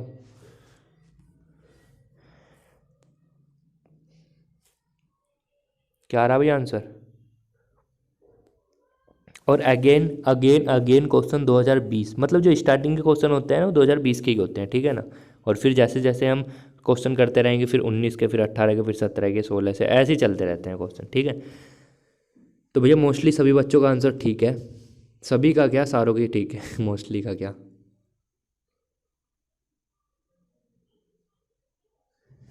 तो आपको आंसर हो जाएगा ऑप्शन ए, ऑप्शन ए। दोनों सेम ही है, देखो ऑप्शन दोनों सेम है ना, ए और सी। ओके जी। अरे अरे वाह वाह वाह,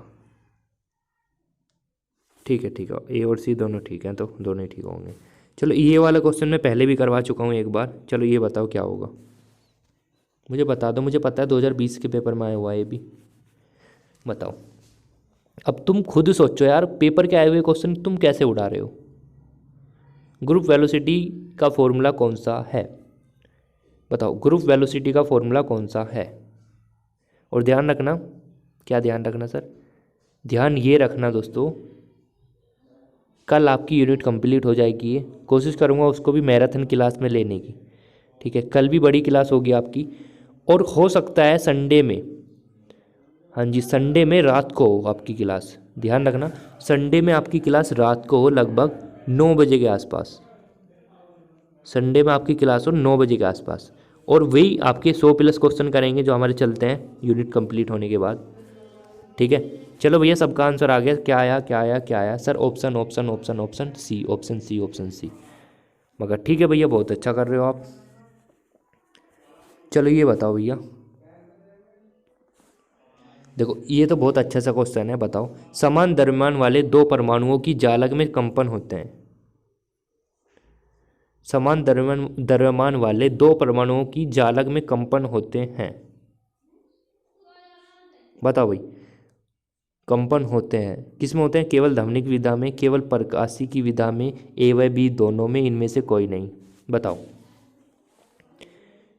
अगेन क्वेश्चन 2019 पेपर का आया हुआ है, 2019 का, 2019 CCS university BSc third year, physics second paper, nuclear physics and solid state. हाँ जी सर आसान लग रहा है क्वेश्चन, बहुत अच्छा बहुत अच्छा बहुत अच्छा। चलो सबको आसान लग रहा है, सभी बच्चों को आसान लग रहा है, सभी ने पेल दिया क्वेश्चन को। पेल दिया मतलब इसका तो हालत बेकार होगी क्वेश्चन की यार, खम्मा खां। तो आपका आंसर सी हो जाएगा, ठीक इसका सी आंसर, ठीक है सी, ठीक है। क्योंकि दो परमाणु की बात कर रहा है, दो परमाणु मतलब द्विपरमाणु, एक परमाणु की बात करता तो आपका ध्वनिक क्षेत्र होता है, ठीक है। ओके जी, ठीक है सर, ये बात समझ में आ गई, ये बात ठीक समझ में आ गई। मैं कहा एक क्वेश्चन और करो, तो तुमने कहा हाँ जी सर बताओ। अब मेरा ये क्वेश्चन है आपसे कि जो जालक कंपन में ऊर्जा का क्वांटम कहलाता है, यानी जो जालक कंपन होता है उसमें ऊर्जा का क्वांटा कहलाता है। अरे अरे अरे sir sir sir sir sir, इतनी देर से आप चिल्ला चिल्ला के डेफिनेशन बता रहे थे, चिल्ला चिल्ला के, हमने आपकी बात नहीं सुनी, मतलब नहीं सुनी। तो ये लो पेपर में आ गया 2018 में, लो पेपर कर लो, बताओ 2018 में आया होगा, बताओ आंसर क्या होगा। जालक कंपनों में ऊर्जा का क्वांटा कहलाता है। लो भैया लो भैया लो भैया लो भैया लो भैया, कितनी लंबी लाइन लग चुकी है, B B B B B B. किसकी बी बी, अबे भैया भी आई ना हुआ अभी तो B B B B B B कर रहे हो तुम तो, अरे भैया बी बी नहीं आई अभी, बी आई नहीं हुआ अभी, ठीक है। चलो भैया बी आंसर ठीक हो जाएगा सभी का, क्योंकि मैंने आपको फोनोन जब जिस टाइम पे पढ़ा रहा था उस टाइम पे मैंने बताया था इसमें ऊर्जा के रूप में चलता है, या बोल सकते हैं चालकों कंपन में होता है, ठीक है ना। अच्छा आगे चलते हैं भैया, अगले क्वेश्चन की तरफ प्रस्थान करते हैं, अगला ये हो गया ना। चलो ये वाले क्वेश्चन की तरफ चलते हैं। ये वाला क्वेश्चन क्या है, यूकावा ने किस मूल कण की खोज की थी, है ये क्या कह दिया भैया, यूकावा ने किस मूल कण की खोज की थी।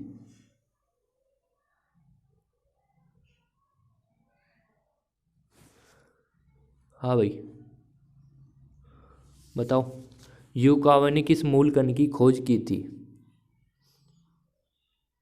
नारा पढ़ लेना पड़ रहा सर, ये तो सर ऐसे पेपर में क्वेश्चन आया था 2018 के आसपास ही आया था, या 19 के आसपास, सॉरी 2019 के आसपास। यूकावा ने किस मूल कण की खोज की थी, तो सिंपल सी बात है भैया, बी की बात करी थी, बी की। सर बी की बात क्यों करी थी ये तो बताओ ना, बस सिंपल सी बात है भैया, बी की बात करी थी अब तुमने खोज कर दी किसी चीज़ की, तो मैं ये थोड़ी पूछूंगा भैया क्यों करी थी, पर क्यों वाली क्या बात होगी भैया, भाई करी थी तो करी थी, है भाई। अब जैसे सपोज करो मेरी शादी होगी, अब तुम कहोगे परवीन सर ने शादी क्यों करी थी, भाई करी थी मतलब करी थी, कैसी बात कर रहे हो, क्यों करी थी यार याद हो गया। यूकावा ने किस मूल कण की खोज करी थी, मेसान की, पाई मेसान की। और आपको पता है पाई मेसान भी 3 टाइप के होते हैं, pi plus, pi minus and pi into, ठीक है। सर ये भी बात समझ में आ गई, ये भी बात समझ में आ गई, ये भी बात समझ में आ गई, मगर ठीक है भैया समझ में आ रही है तो। चलो एक क्वेश्चन मेरा ये है, एक बार मैं एक क्वेश्चन और देख लेता हूँ, शायद मिल जा, मुझे इसके जैसा एक क्वेश्चन और याद आ रहा है, इसके जैसा मुझे एक क्वेश्चन और याद आ रहा है, देखने की कोशिश करूँगा पूरी पूरी, उम्मीद है मुझे मिल जाएगा। सर क्या दिखाने वाले हो, रुको ज़रा सब्र करो, मिलेगा मिलेगा, सभी को मिलेगा। ओके जी। सर आप कौन सी किताब से पढ़ाते हो? अरे भाई किताब तो बहुत दूर की बात है, मैं सब चीज़ में से पढ़ाने की कोशिश करता हूँ आप सभी को, ठीक है। सर सब चीज़ में से कैसे पढ़ा लेते हो? अरे भैया जी चुप हो जाओ थोड़ी देर यार, क्वेश्चन भूल गया मैं एक। सर भूल गए मतलब कैसे? अरे भैया बोलना तो बंद करो प्लीज़। अरे रुको रुको सर, आपने आप ही बोल रहे हो तुम तो। एक सेकंड, क्वेश्चन मिल जाए तो अच्छा रह जाएगा आप सभी के लिए।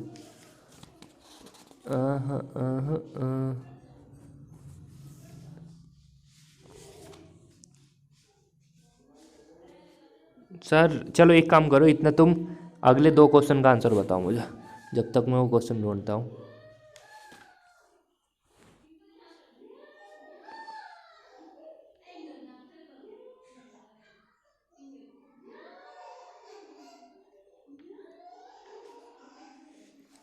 हाँ भाई छोटू बताओ, क्या बता रहे हो?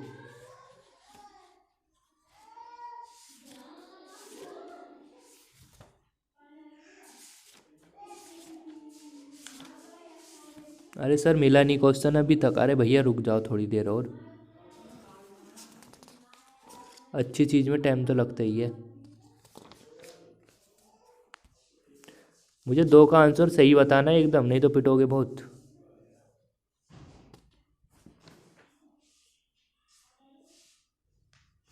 मिल ही नहीं रहा यार वो तो,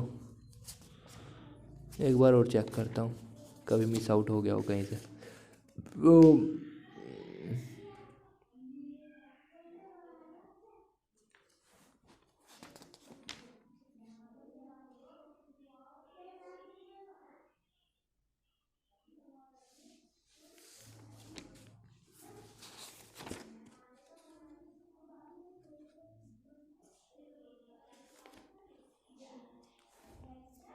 हाँ भाई ठीक है भैया, देखो आपका आंसर, देखो क्वेश्चन मिल चुका है मुझे, खुश हो जाओ इस वजह से। अब तुम्हारी खाल उतरने वाली है। सर खाल मत उतारना हमारी, हमें शर्म आती है, पिटोगे बहुत तुम, ठीक है ना। देखो पोजीटोन क्या होता है ये तो मैंने बता देता क्या होता है, पोजीटोन क्या होता है मैंने आपको बताया था, और ये 2020 के पेपर में आया हुआ है अगेन, ये वाला क्वेश्चन भी 2020 का ही था, ठीक है। दोनों 2020 के पेपर में क्वेश्चन में आए हुए हैं। अब देखो पोजीटोन क्या होता है, ये पोजीटोन जो होता है लेप्टान होता है, लेप्टान, ठीक है, लेप्टान होता है, याद रखना इसको, ठीक है। चलिए आगे क्वेश्चन की बात कर लेते हैं, गलत होगा वैसे सभी का, मुझे ऐसा लग रहा है। अगले क्वेश्चन की हम बात कर लेते हैं, फोटोन का प्रतिकण है। देखो प्रतिकण से रिलेटेड एग्जाम में 2 से 3 बार क्वेश्चन आ चुके हैं, तो प्रतिकण के जितने भी कॉन्सेप्ट बन सकते हैं मैं आपको बता दूं अभी के अभी। चलो तुम बताओ पहले इसका क्या होता है। फोटोन का प्रतिकण होता है,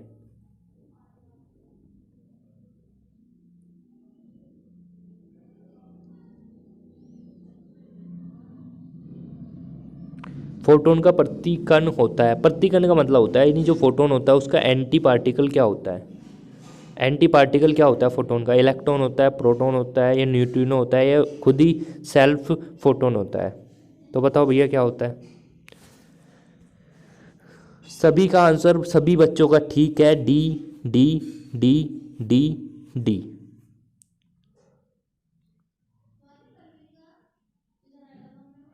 D D D D D की देखो कितनी लंबी लाइन लगा दी। अब मैं कुछ क्वेश्चन कुछ पॉइंट बता रहा हूँ प्रतिकण से रिलेटेड, जो एग्जाम में क्वेश्चन आएगा वो यहाँ से ही आ जाएगा प्रतिकण से। अगर प्रतिकण का क्वेश्चन आया तो एंटी पार्टिकल हम बोल सकते हैं, एंटी पार्टिकल की मैं बात करता हूँ, प्रतिकण की बात कर रहा हूँ। दोस्तों आपको मैंने बता दिया फोटोन का क्या होता है, कुछ पॉइंट बता रहा हूँ स्क्रीनशॉट लेके रख लेना, बहुत इंपॉर्टेंट, बहुत बहुत बहुत ज़्यादा इंपॉर्टेंट, इस वजह से मैं इसको रेड से लिख लेता हूँ जिससे इंपॉर्टेंट लगे आपको। दोस्तों ध्यान रखना, मैंने आपको फोटोन के बारे में बता दिया, फोटोन का एंटी पार्टिकल क्या होता है, तो आपको पता है स्वयं फोटोन ही होता है, स्क्रीनशॉट ले लेना भाई, फिर बता रहा हूँ, ये नोट्स वोट्स में नहीं लिखा हुआ है, बता रहा हूँ अलग से। सोम फोटोन ही होता है। चल फोटोन क्या होगा, फोटोन हुआ है। चलो भैया फोटोन। अच्छा भैया और कुछ बताओ मगर भैया ध्यान रखना, इलेक्ट्रॉन, इलेक्ट्रॉन का ध्यान रखना, इलेक्ट्रॉन का जो एंटी पार्टिकल होता है वो क्या होता है, पॉजिट्रॉन होता है, पॉजिट्रॉन होता है। ठीक है सर। तीसरा पॉइंट लिखना, सारे बता दूँ जितने भी हैं। प्रोटॉन का याद रखना क्या होता है, प्रोटॉन का क्या होता है सर, प्रोटॉन का याद रखना दोस्तों, प्रोटॉन का होता है प्रति प्रोटॉन, प्रति प्रोटॉन। चलो सर प्रोटॉन का भी बता दिया। फोर लिखना, प्रोटॉन के बारे में बता दिया। देखो फिर बता रहा हूँ पीडीएफ फाइल में नहीं मिलेंगे, इस वजह से स्क्रीनशॉट लेके नोट कर लेना। अच्छा अगर मैं फोर में बात करूँ न्यूटन की, न्यूटन को मैं एन से लिख रहा हूँ, केवल केवल न्यूटन का लिखूँ तो प्रति न्यूटन हो जाएगा, क्या हो जाएगा, प्रति न्यूटन हो जाएगा। चलो भैया चार का स्क्रीनशॉट ले लो जल्दी से। और मैं आपको विश्वास दिलाता हूँ दोस्तों, वेरी वेरी इंपॉर्टेंट चीज़ है जो मैंने आपको बताई, लिख लो भैया लिख लो, पेपर में यहाँ से बहुत क्वेश्चन आए हुए हैं।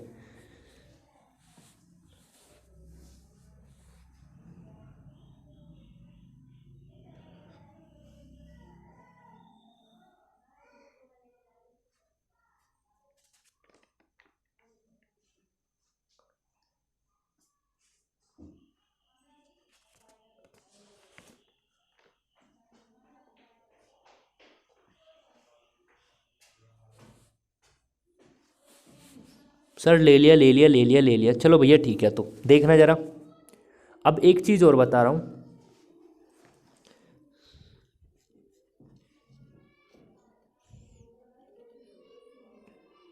फर्मियोन के बारे में बात कर लेते हैं थोड़ा सा। फर्मियोन क्या होता है सर, फर्मियोन क्या होता है, पर जैसे तुमने अभी थोड़ी देर पहले वो पढ़ा है ना सर, क्या पढ़ाया आपने, पर देखो जैसे अभी थोड़ी देर पहले एक चीज़ मैं देख लेता हूँ, जैसे अभी मैंने थोड़ी देर पहले तुम्हें उसके बारे में बताया था, किसके बारे में सर, जैसे मैंने आपको बोसोन के बारे में बताया था, किसके बारे में सर, जैसे आपने मैंने आपको थोड़ी देर पहले बोसोन के बारे में बताया था, उसमें मैंने कहा था आपको कि जो आपके फोटोन होते हैं, हाँ सर, और जो आपके अल्फा पार्टिकल होते हैं, हाँ जी सर, और जो आपके फोनोन होते हैं, मैं कहा हाँ जी सर, ये आपके क्या कहलाते हैं, बोसोन कहलाते हैं, बोसोन। और मैंने दोस्तों एक चीज़ और बताई थी, इन सभी का जो चक्रण होता है वो शून्य होता है, शून्य। ध्यान रखना इन सभी का चक्रण कितना होता है सर, इन सभी का चक्रण होता है शून्य शून्य शून्य शून्य शून्य। अच्छा भैया बिल्कुल ठीक है, बिल्कुल ठीक है, बिल्कुल ठीक है। पर भैया हम बात कर रहे हैं इस बार फर्मियोन के बारे में। तो फर्मियोन में जो होते हैं, आप इलेक्ट्रॉन की बात करो चाहे तो आप प्रोटॉन की बात करो, चाहे आप न्यूट्रॉन के बारे में बात करो, यानी इलेक्ट्रॉन प्रोटॉन न्यूट्रॉन के बारे में अगर हम बात कर रहे हैं ना, तो वे कहलाते हैं फर्मियोन, फर्मियोन।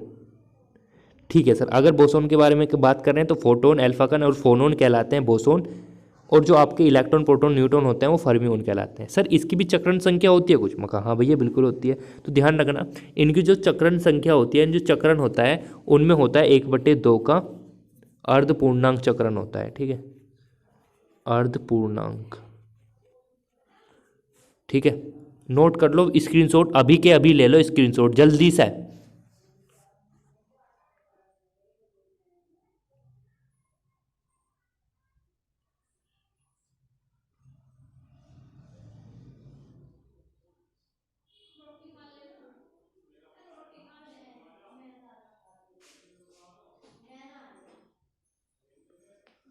समझ में आ गया भाई, ले लिया सभी ने स्क्रीनशॉट ले लिया सर, सभी ने ले लिया, सभी ने ले लिया, कोई प्रॉब्लम वाली बात नहीं सर, कोई प्रॉब्लम वाली बात नहीं।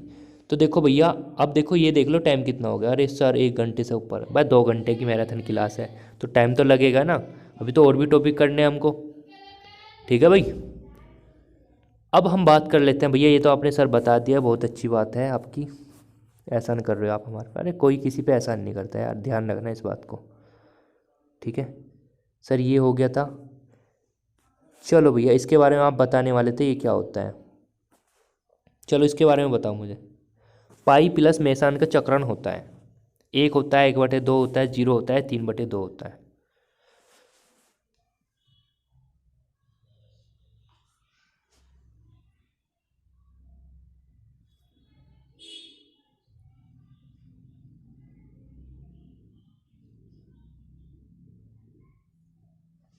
बताया तो था अभी थोड़ी देर पहले। हाँ जी सर, सर बताया था, जीरो होता है इसका चक्रण, zero zero zero zero zero zero zero, याद रखिएगा। चलो आगे क्वेश्चन की बात कर रहे हैं। ऋण ओमेगा हाइपन का चक्रण कितना होता है? अरे सर ये भी स्टार्टिंग में आपने बताया था, ऋण ओमेगा हाइपन हाइपरन का जो चक्रण होता है वो 1/2 होता है, 1/2 1/2 1/2 1/2 1/2। अब तुम बताओगे, ये मुझे नौवां क्वेश्चन तुम बताओगे अपने आप। नौवां क्वेश्चन का मतलब ये जो 9वें नंबर पे लिखा हुआ है, इसका आंसर बताओगे आप लोग। जल्दी से बताओ भैया। फोटोन, फोनोन तथा अल्फा कण निम्न वितरण नियम का पालन करते हैं। अरे वाह वाह, क्या अच्छा क्वेश्चन आ गया।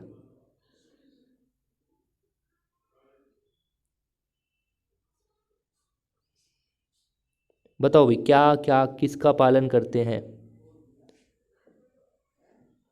और अगेन ये पेपर में आया हुआ है, कब आया हुआ था सर? सर ये पेपर में आया था 2019 में, 2019 2019 2019, ठीक है। तो बताओ भैया क्या आंसर आ रहा है आप सभी का? क्या आंसर आ रहा है आप सभी का? Sir B B B B B B व फिर बी को क्यों इतनी याद करते हो तुम? अभी तो शादी भी नहीं हुई है, हर चीज़ में तुम बी लगा रहे हो हैं, बी बस। सर की बीबी कहाँ से आ गई अभी? शादी नहीं हुई यार अभी, बी करते रहो तुम। अरे सर हम अपना आंसर बता रहे हैं, बी। ठीक है, देखो इसका भी बी था, इसका बी, तो दोनों को मिला दो, क्या बना? बी बन गया ना। अरे वाह सर, वाह वाह वाह। वैसे बी आ रहा है ना ज़्यादातर का। अरे वाह सर, वाह वाह वाह। चलो भैया ये बात समझ में आ गई सर, हमारे बिल्कुल समझ में आ गई। और सर ये तो बहुत टुच्चा सा क्वेश्चन है, हमको इसको पेल पेल के मारेंगे। मगर क्या है इसका आंसर, बताओ जना जरा एक बार। मुझे लग रहा है तो मैंने करा दिया ना, ना करा है सर, रिपीट हो गया क्वेश्चन। सर बहुत आसान है, बहुत आसान है, बहुत आसान है। तो भैया आसान है ना सारे क्वेश्चन, आप इसको भी लपेट लोगे और ऊपर वाले को भी लपेट दोगे, ठीक है। अब चलें अगले क्वेश्चन की तरफ। देखो आगे फिर दोबारा से वही खतरनाक क्वेश्चन। फोनोन का संवेग कितना होता है, पूछ रहा है फोनोन का संवेग कितना होता है।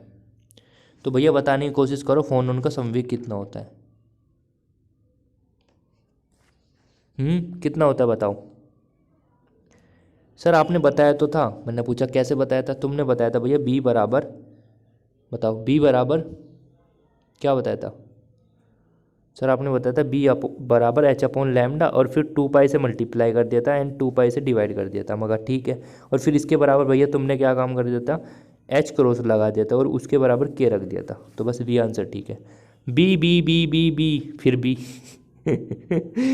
वाह भाई वाह, बी भी बहुत याद आ रही है, आ जाए ना। चलो भैया ये बात समझ में आ गई, ये बात हमारी समझ में आ गई सभी के। देखो आप एक चीज़ समझ लो, क्योंकि नोट्स में वो चीज़ नहीं है बिल्कुल भी, और समझाना उसे बहुत ज़रूरी है, ठीक है। ओके।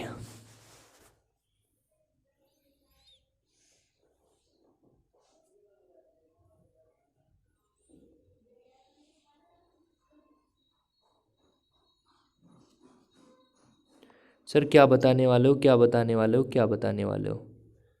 तो भैया देखते रहो मैं क्या बताने वाला हूँ। हेडिंग डालना, या उससे पहले एक पीपीटी और कर लेते हैं ख़त्म सी। PPT electric current part 1। चलो इसको ही खोल लेते हैं। देखो आपको पता है करंट वरंट के बारे में तो पता है ना थोड़ा बहुत। देखो करंट के बारे में आपको पता है, आई बराबर क्यू अपॉन टी, ये सब चीज़ पता है, मैं नहीं बता रहा आपको। पर ये पीपीटी आपको मिल जाएगी, कर लेना क्वेश्चन अगर समझ में ना आए तो। ये क्वेश्चन भी डाल रखे हैं मैंने। चलो भैया, चलो भैया ये बात समझ में आ गई, ये क्वेश्चन करने की ज़रूरत नहीं वैसे आपको। क्यों सर, क्यों जर्नी करने की ज़रूरत नहीं? क्योंकि भैया 12th क्लास की पीपीटी है, ये उठानी पड़ी मुझे वहाँ से। मेरा मेन उद्देश्य था ये वाली चीज़ आपको कराना, ठीक है। राइटिंग तो मेरी है ना, हाँ सर आपकी है। देखो इलेक्ट्रॉन गैस मॉडल में यहाँ पे आपको कराने वाला हूँ, इलेक्ट्रॉन गैस मॉडल। क्यों करा रहे हो सर? क्योंकि भैया आपके सिलेबस में है, इस वजह से करा रहा हूँ, ठीक है। इलेक्ट्रॉन गैस मॉडल ये क्या होता है भैया, इसको समझ लो। देखो दोस्तों आपको पता है, आपका यहाँ पे दो चार्ज रखे हुए हैं मैंने, एक प्लस चार्ज एक आपका माइनस चार्ज। और आपको पता है दोस्तों, आपके जो इलेक्ट्रॉन जाते हैं वो किधर से किधर की ओर जाते हैं, वो सर प्लस से माइनस की ओर जाते हैं, और जो विद्युत क्षेत्र की दिशा होती है वो सर माइनस से प्लस होती है। मगर ठीक है भैया, चालकों में ई नेट शून्य होता है, ध्यान रखना, जो कंडक्टर होता है उसमें ई नेट शून्य होता है, चालकों में शून्य होता है। ठीक है भैया, ये बात ठीक है, ठीक है, ठीक है, ठीक है। अब दोस्तों एक बात ध्यान रखना, वैसे आपके में इसमें है नहीं ये सब चीज़, वैसे है नहीं, चलो कुछ सिलेबस में है नहीं ये सब चीज़। ओके, मैं मेन मुद्दे की तरफ जाता हूँ। मेन मुद्दा क्या है आपके इसमें, देखो अनुगमन वेग आपके टॉपिक में है, अनुगमन वेग। तो देखो अनुगमन वेग क्या होता है, देखो समझ लेना, बहुत अच्छा टॉपिक है, बहुत अच्छा टॉपिक है, बहुत प्यारा टॉपिक है। ठीक है, वो सब चीज़ ऊपर पढ़ने वाला ज़रूरत नहीं है, अगर पढ़ना चाहो तो भैया पढ़ लेना, क्योंकि पढ़ाई अधूरी है सभी चीज़ के बिना। क्योंकि अगर हम आप गैस परमाणु मॉडल पढ़ेंगे जब भी समझ में आएगा ये अनुगमन वेग भी क्या होता है, पर आपने पढ़ रखा होगा थोड़ा, मैं उम्मीद करता हूँ, इस वजह से मैं उसको नहीं पढ़ा रहा। अनुगमन वेग क्या होता है, देखो देखो सपोज करो बहुत सारे इलेक्ट्रॉन है जो मुक्त इलेक्ट्रॉन है, देखो ऐसे समझ लो, ये मुक्त इलेक्ट्रॉन है बहुत सारे। अब जब ये एक दूसरे से टकराते हैं, ठीक है, एक दूसरे मान लो ये टकरा रहे हैं, और सपोज करो जो इनकी वेलोसिटी होती है ना उसको ही बोलते हैं अनुगमन वेग। अरे सर सर सर सर क्या बोल दिया, अबे वही तो बोल रहा जो मैंने बोलना चाहिए, क्या बोल रहा सर, यानी जो जिस वेग से आपस में टकराते हैं ना उस वेग को हम बोलते हैं अनुगमन वेग। सर इसको वीडी से रिप्रेजेंट करते हैं। फॉर्मेट याद रखना, वेरी वेरी इंपॉर्टेंट है, पेपर में क्वेश्चन यहाँ से आया हुआ है। सर क्या बताने वाले हो, सर ये बताने वाला हूँ कि वीडी जो होता है वो eV upon M L into to के बराबर होता है। ठीक है, वीडी किसके बराबर होता है, eV upon M L into to के बराबर होता है। सर ठीक है, ठीक है, ठीक है, ठीक है सर, उसे सच में पढ़ने की ज़रूरत नहीं। मैं कहा हाँ भैया कोई ज़रूरत नहीं है, आप पढ़ सकते हो, वैसे कोई यहाँ पे प्रॉब्लम नहीं है। सर अनुगमन वेग का ये तो आपको सिलेबस में नहीं है, 12th का है पीपीटी, इस वजह से थोड़ा यहाँ पे कंपैरिजन हमको करना पड़ेगा। ठीक है भाई, सर ठीक है, ठीक है, ठीक है। और सर हमको क्या बात याद रखनी है, एक तो वो वाली बात याद रखनी है। ठीक है सर, और क्या याद रखना सर हमको, देखो एक ये वाला रिजल्ट याद रखना है, ये वाला कि वी डी जो होता है दोस्तों वो E V upon M L into to के बराबर होता है। एक क्वेश्चन दूंगा आपको अभी करने के लिए, रुक जाओ।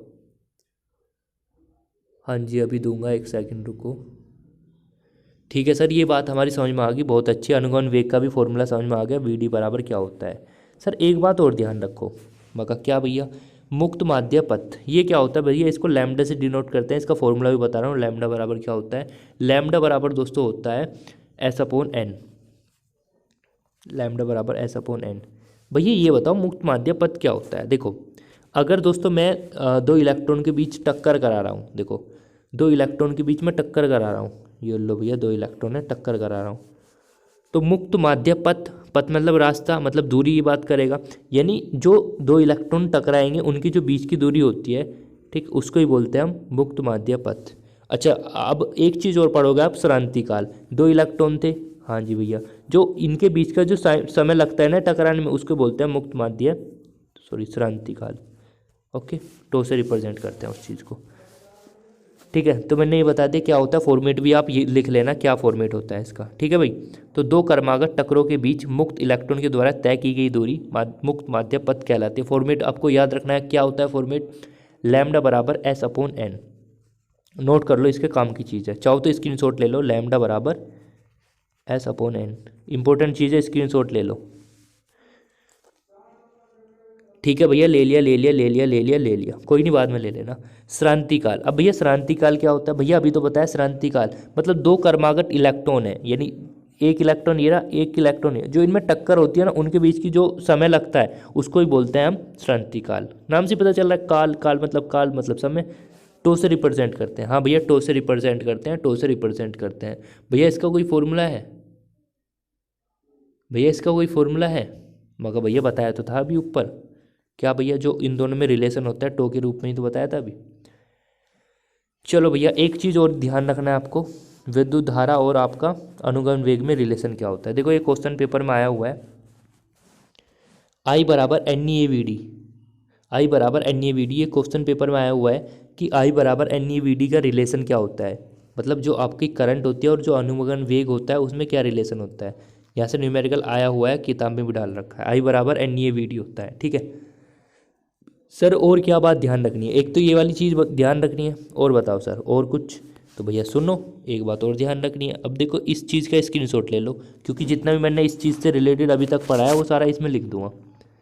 तो एक तो आपने पढ़ा लैम्डा बराबर एस अपॉन एन, ये पढ़ा सर? हाँ जी सर पढ़ा। एक आपने अभी अभी क्या पढ़ा सर? आपको एक बात और ध्यान रखनी, जो आपका वीडियो होता है, हाँ जी सर, अनुगमन वेग जो होता है वो आपकी ई के अनुक्रमानुपाती होता है। ई का मतलब क्या भैया? जो आपकी विद्युत क्षेत्र की तीव्रता होती है ना ई, उसके अनुक्रमानुपाती होता है। अगर हम यहाँ से अनुक्रमानुपाती का निशान हटाते हैं तो आपका आता है वी डी बराबर म्यू एंड ई।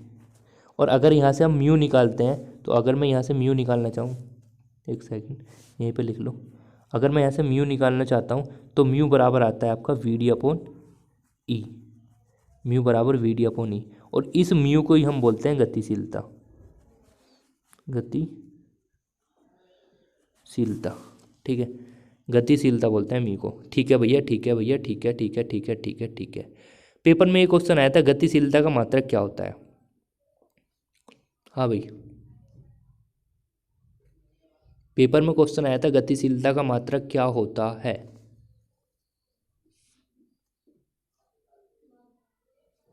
तो ध्यान रखना, इसका मात्रक होता है मीटर स्क्वायर प्रति सेकंड वोल्ट। मीटर स्क्वायर प्रति सेकंड वोल्ट।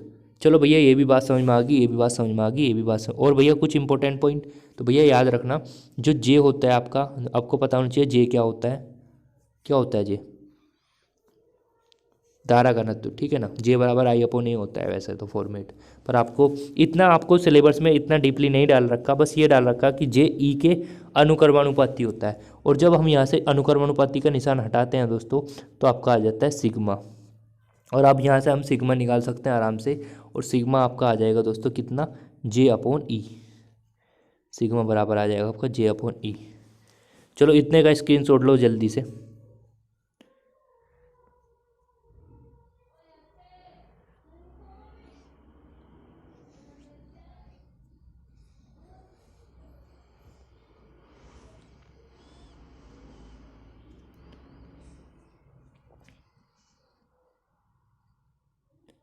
ले लिया, ले लिया सर, ले लिया। चलो तो एक बात और याद रखना, जब इतनी बात याद कर ही रहे हो तो एक बात और याद रखना दोस्तों।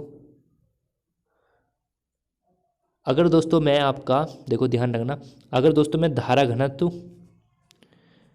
अगर मैं धारा घनत्व और आपका गतिशीलता में रिलेशन की बात करता हूँ, गतिशीलता में, तो इनका एक संबंध होता है, वो मैं लिख रहा हूँ, किताब में डाल रखा है, इस वजह से मुझे लिखना पड़ रहा है। रो बराबर होता है दोस्तों एन ई रो, ये होता है, ठीक है, N E mu, N E mu, rho बराबर एन ई म्यू। ठीक है भाई, ओके। इसका भी स्क्रीनशॉट ले लो जल्दी से।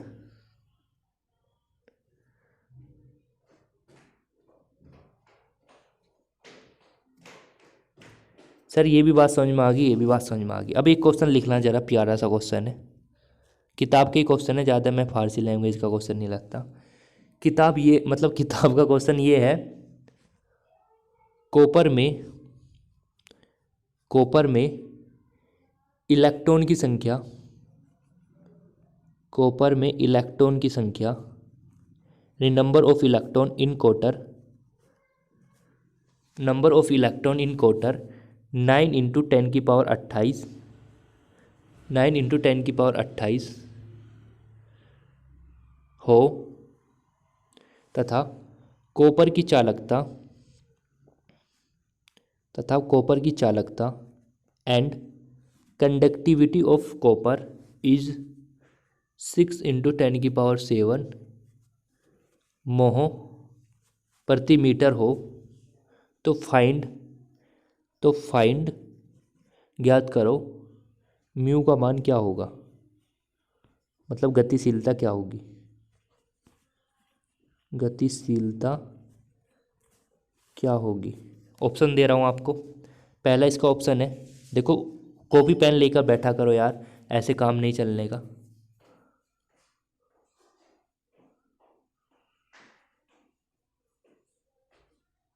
ऑप्शन दे रहा हूँ, 5 × 10⁻4 मीटर स्क्वायर प्रति सेकंड वोल्ट। पहला ऑप्शन हो गया। दूसरा ऑप्शन दे रहा हूँ आप सभी को, 4.16 इंटू 10⁻³ और मात्रक वही सेम है। तीसरा है 6 इंटू 10⁵ और डी ऑप्शन है 8.5 इंटू 10⁻³ मात्रक भी सेम है। बताओ क्या होगा।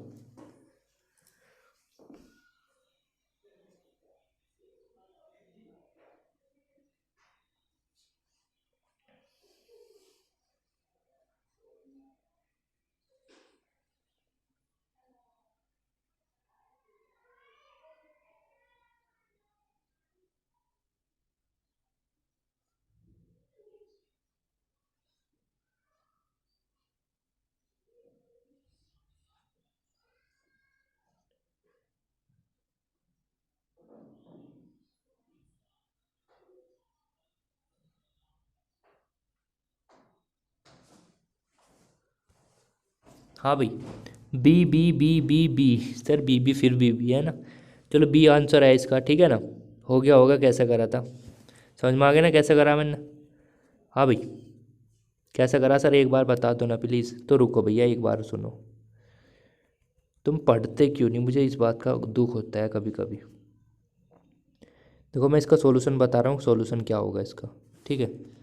सॉल्यूशन क्या होगा इसका देख लेना भैया।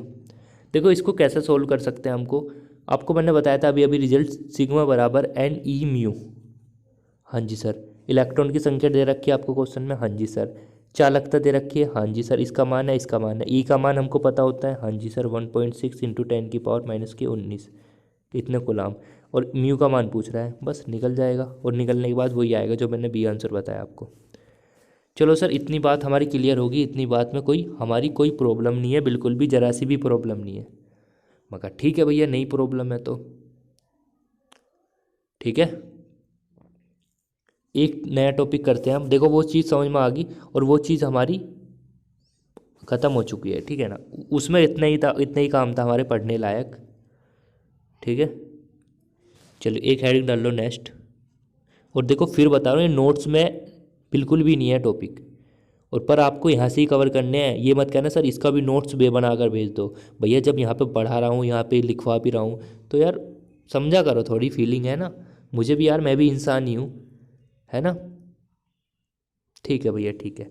तो भैया लिख लेना नेक्स्ट हेडिंग, एक विमीय बॉक्स में, लिख लेना एक विमीय बॉक्स में, एक विमीय बॉक्स में, एक विमीय बॉक्स में, एक विमीय बॉक्स में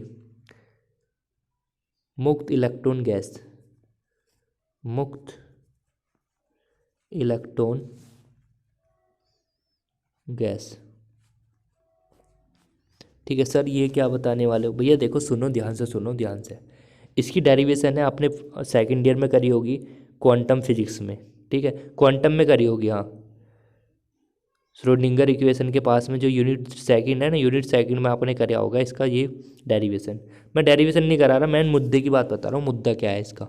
जब इसको सोल्व करोगे डेरिवेशन को, तो एक रिजल्ट निकल के आएगा बहुत प्यारा सा, वो आएगा H cross upon square upon 2m N and आपका n पाई अपॉन l का स्क्वायर। ये रिजल्ट निकल के आएगा आपका बहुत प्यारा। इसको स्क्रीनशॉट ले लो जल्दी से अभी, नहीं तो बाद में वीडियो देखनी पड़ेगी, कोई बात नहीं, पर स्क्रीनशॉट लेके रख लो अभी कि इसका फॉर्मेट ये होता है।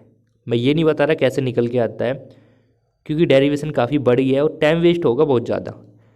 और मैंने ये भी नहीं देखा उसमें से कि उसके अंदर से बहुत ज़्यादा क्वेश्चन पूछे गए हों, बस यही रिजल्ट में से क्वेश्चन आते हैं अगर आया तो, ठीक है। वैसे बहुत कम यहाँ से रेयर चांस होते हैं इस टॉपिक से क्वेश्चन आने के, ठीक है। ये जो यहाँ पे एक विमीय बुक्स वाला क्वेश्चन है, ले लिया सर, ले लिया ले लिया ले लिया।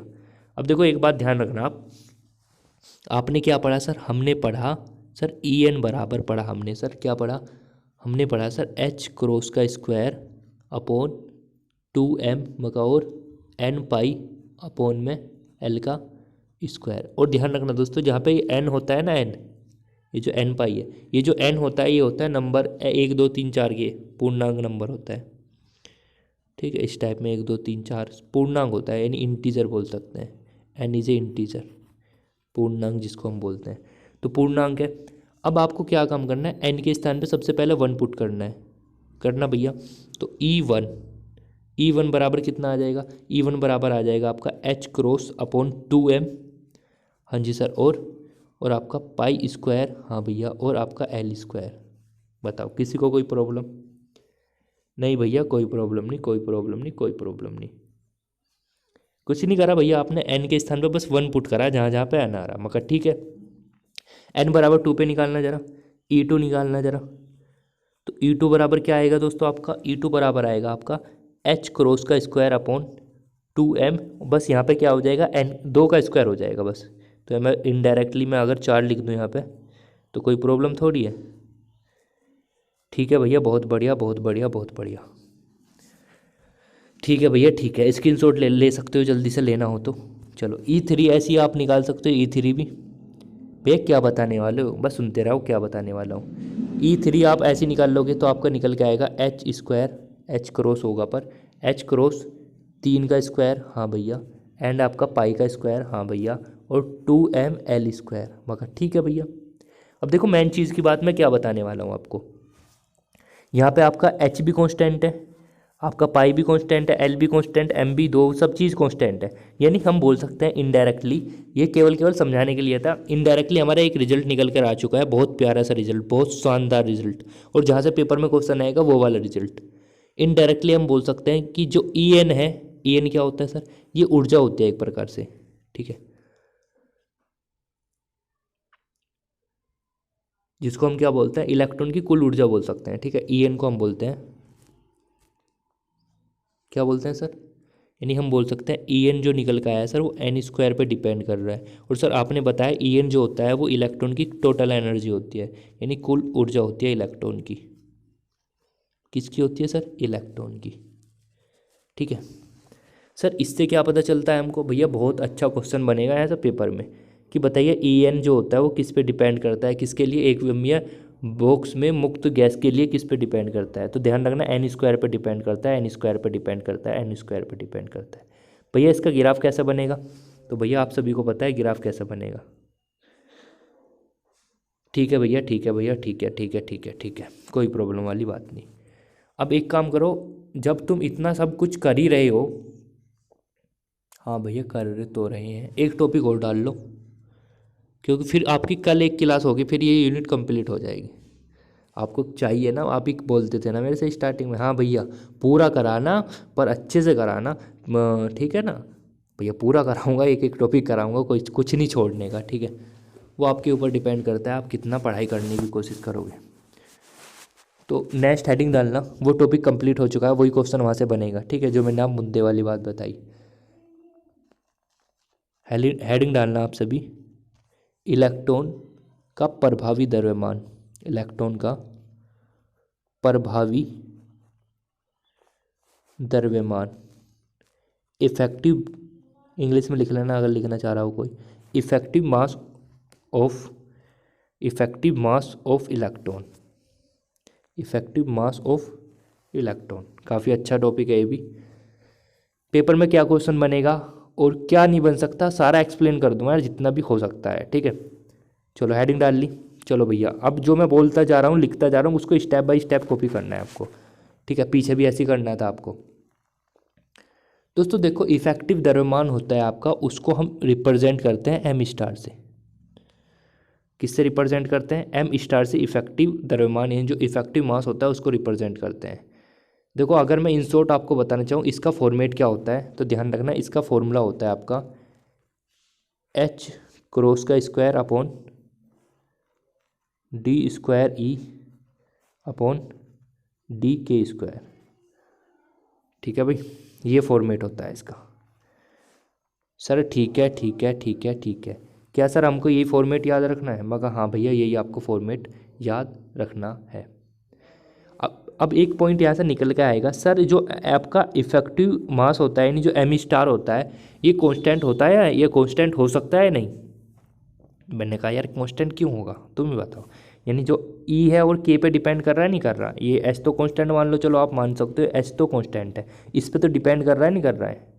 हाँ सर डिपेंड कर रहा है, इसका मतलब कांस्टेंट क्यों रहेगा, वेरिएबल होगा डिपेंड होगा, यानी हम बोल सकते हैं m जो होगा वो कभी भी कांस्टेंट नहीं हो सकता, कांस्टेंट नहीं हो सकता। कट्टम का मतलब कांस्टेंट नहीं हो सकता, नहीं होने का मतलब क्या, फिर किस पे डिपेंड करेगा। तो हम लिख सकते हैं इन शॉर्ट कि m स्टार जो होगा वो डिपेंड करेगा किस पे, डिपेंड करेगा किस पे, डिपेंड करेगा सर, वो डिपेंड करेगा सर इस पे, ऐसा करके ऐसा तीर लगा लो अलग तरीके, लो इस पे डिपेंड करेगा किस पे भैया, इस वाली चीज़ पे डिपेंड करता है, इस वाली चीज़ पे, क्योंकि भैया ये वाली चीज़ तो कांस्टेंट है, और कांस्टेंट का मतलब क्या, ये तो मतलब इस पे डिपेंड नहीं करेगा, इस पे डिपेंड करेगा। ओके हाँ सर ठीक है ठीक है ठीक है ठीक है सर, हमको कैसा लिखना है नोट्स में, पर लो नोट्स में सबसे पहला फॉर्मेट लिखना है, फिर लिखना है कि m जो स्टार होता है वो कांस्टेंट नहीं होता, वो डिपेंड करता है इस पर मतलब इसको लिख लेना, इसको डिपेंड करता है। ठीक है भैया ठीक है भैया ठीक है।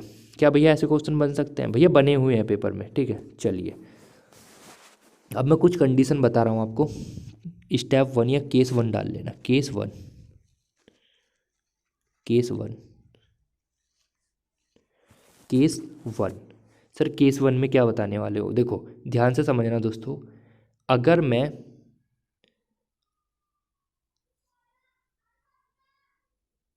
चलो देखो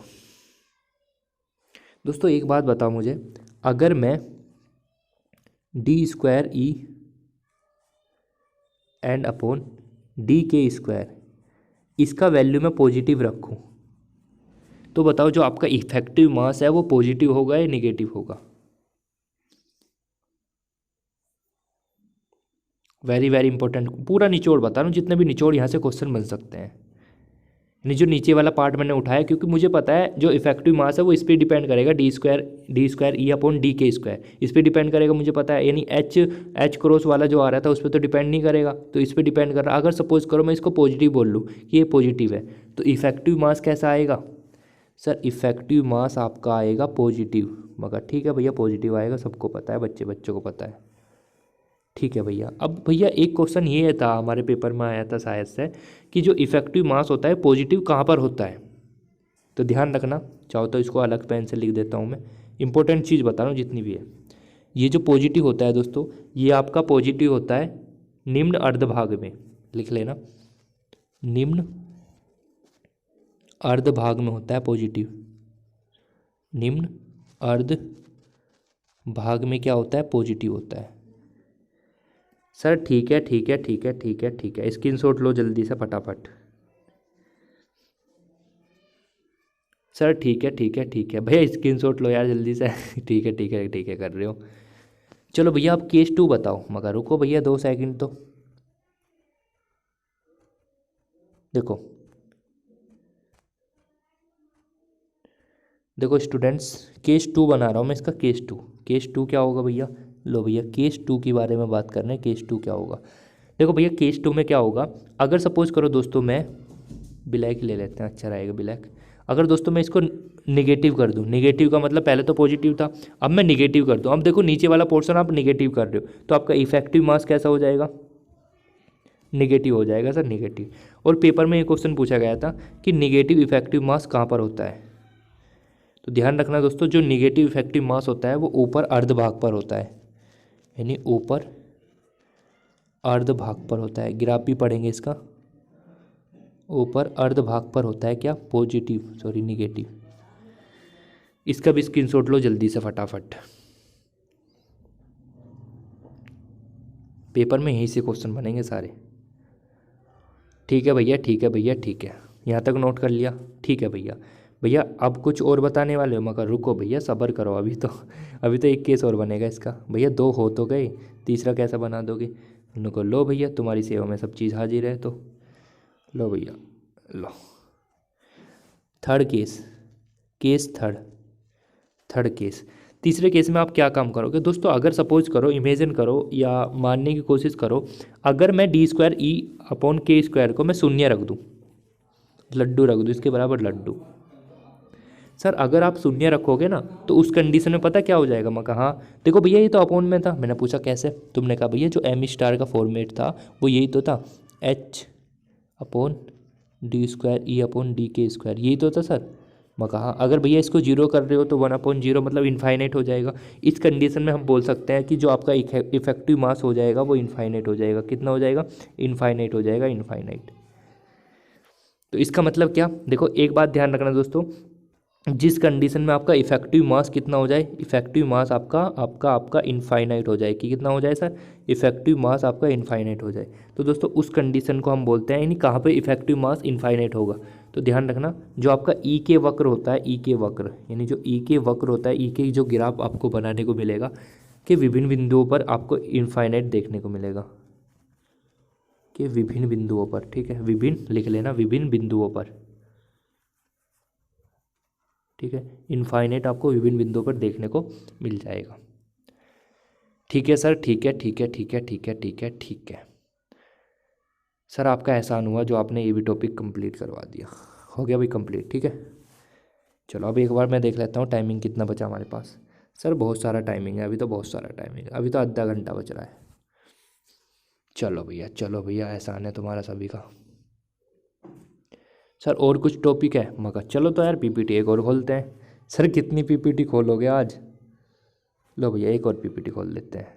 ये किताब की पीपीटी है, केवल ग्राफ समझाने के लिए। मुझे देखो जो मेरा ग्राफ बना था ई एन स्क्वायर के ऊपर, देखो समझना, जो ग्राफ बना था मेरा ई एन स्क्वायर के ऊपर, उसका ग्राफ कुछ इस टाइप में बनता है, इस टाइप में। मतलब पहले तो वैल्यू कांस्टेंट के रूप में बढ़ती है, फिर धीरे धीरे एकदम टॉप वैल्यू बढ़ने लगती है, ठीक है। तो इसका ग्राफ डिनोट कर लेना, स्क्रीनशॉट ले सकते हो ग्राफ का स्क्रीनशॉट ले लो जल्दी से, इसका स्क्रीनशॉट ले लो कि ये यहाँ पे बनाना है जहाँ पे ई एन स्क्वायर मैंने पढ़ाया था। ठीक है सर, ठीक है, बना लेंगे, बना लेंगे, बना लेंगे, बना लेंगे। सर और कुछ इसमें रह गया? बहुत चीज़ रह रही है अभी तो भैया। ठीक है, देखो ये वाला क्वेश्चन मैंने आपको करा दिया था, ये भी चीज़ रह रही है अभी। देखो मैं आपको क्या कराने वाला हूँ और आपको बोलूँगा ये आपको पढ़ कर आना है, और मैं इसको नहीं कराने का, ठीक है। ये भी करा दिया मैंने, एक सेकंड वेट करना। देखो जी, देखो ये आपको खुद पढ़ना है। अगर नहीं पढ़ में अगर पढ़ाई में नहीं समझ में आए तो आप मेरा एक काम करना, जो सॉलिड स्टेट इलेक्ट्रॉनिक्स मैंने पढ़ाई है ना, सॉलिड स्टेट एंड इलेक्ट्रॉनिक्स जो मैंने पढ़ाई है, उसके शुरू के 2 लेक्चर देख लेना, 01 और 02 लेक्चर देख लेना। उसमें बैंड थ्योरी भी समझा रखी है और आपके कुचालक अर्धचालक क्या होते हैं वो भी समझा रखा है। यानी फिर ये वाला आपका टॉपिक कंप्लीट हो जाएगा। ठोसों में ऊर्जा बैंड तो मैंने पढ़ा रखा है, तो इसको मैं दोबारा क्यों कराऊँ? बताओ दोबारा क्यों कराऊँ?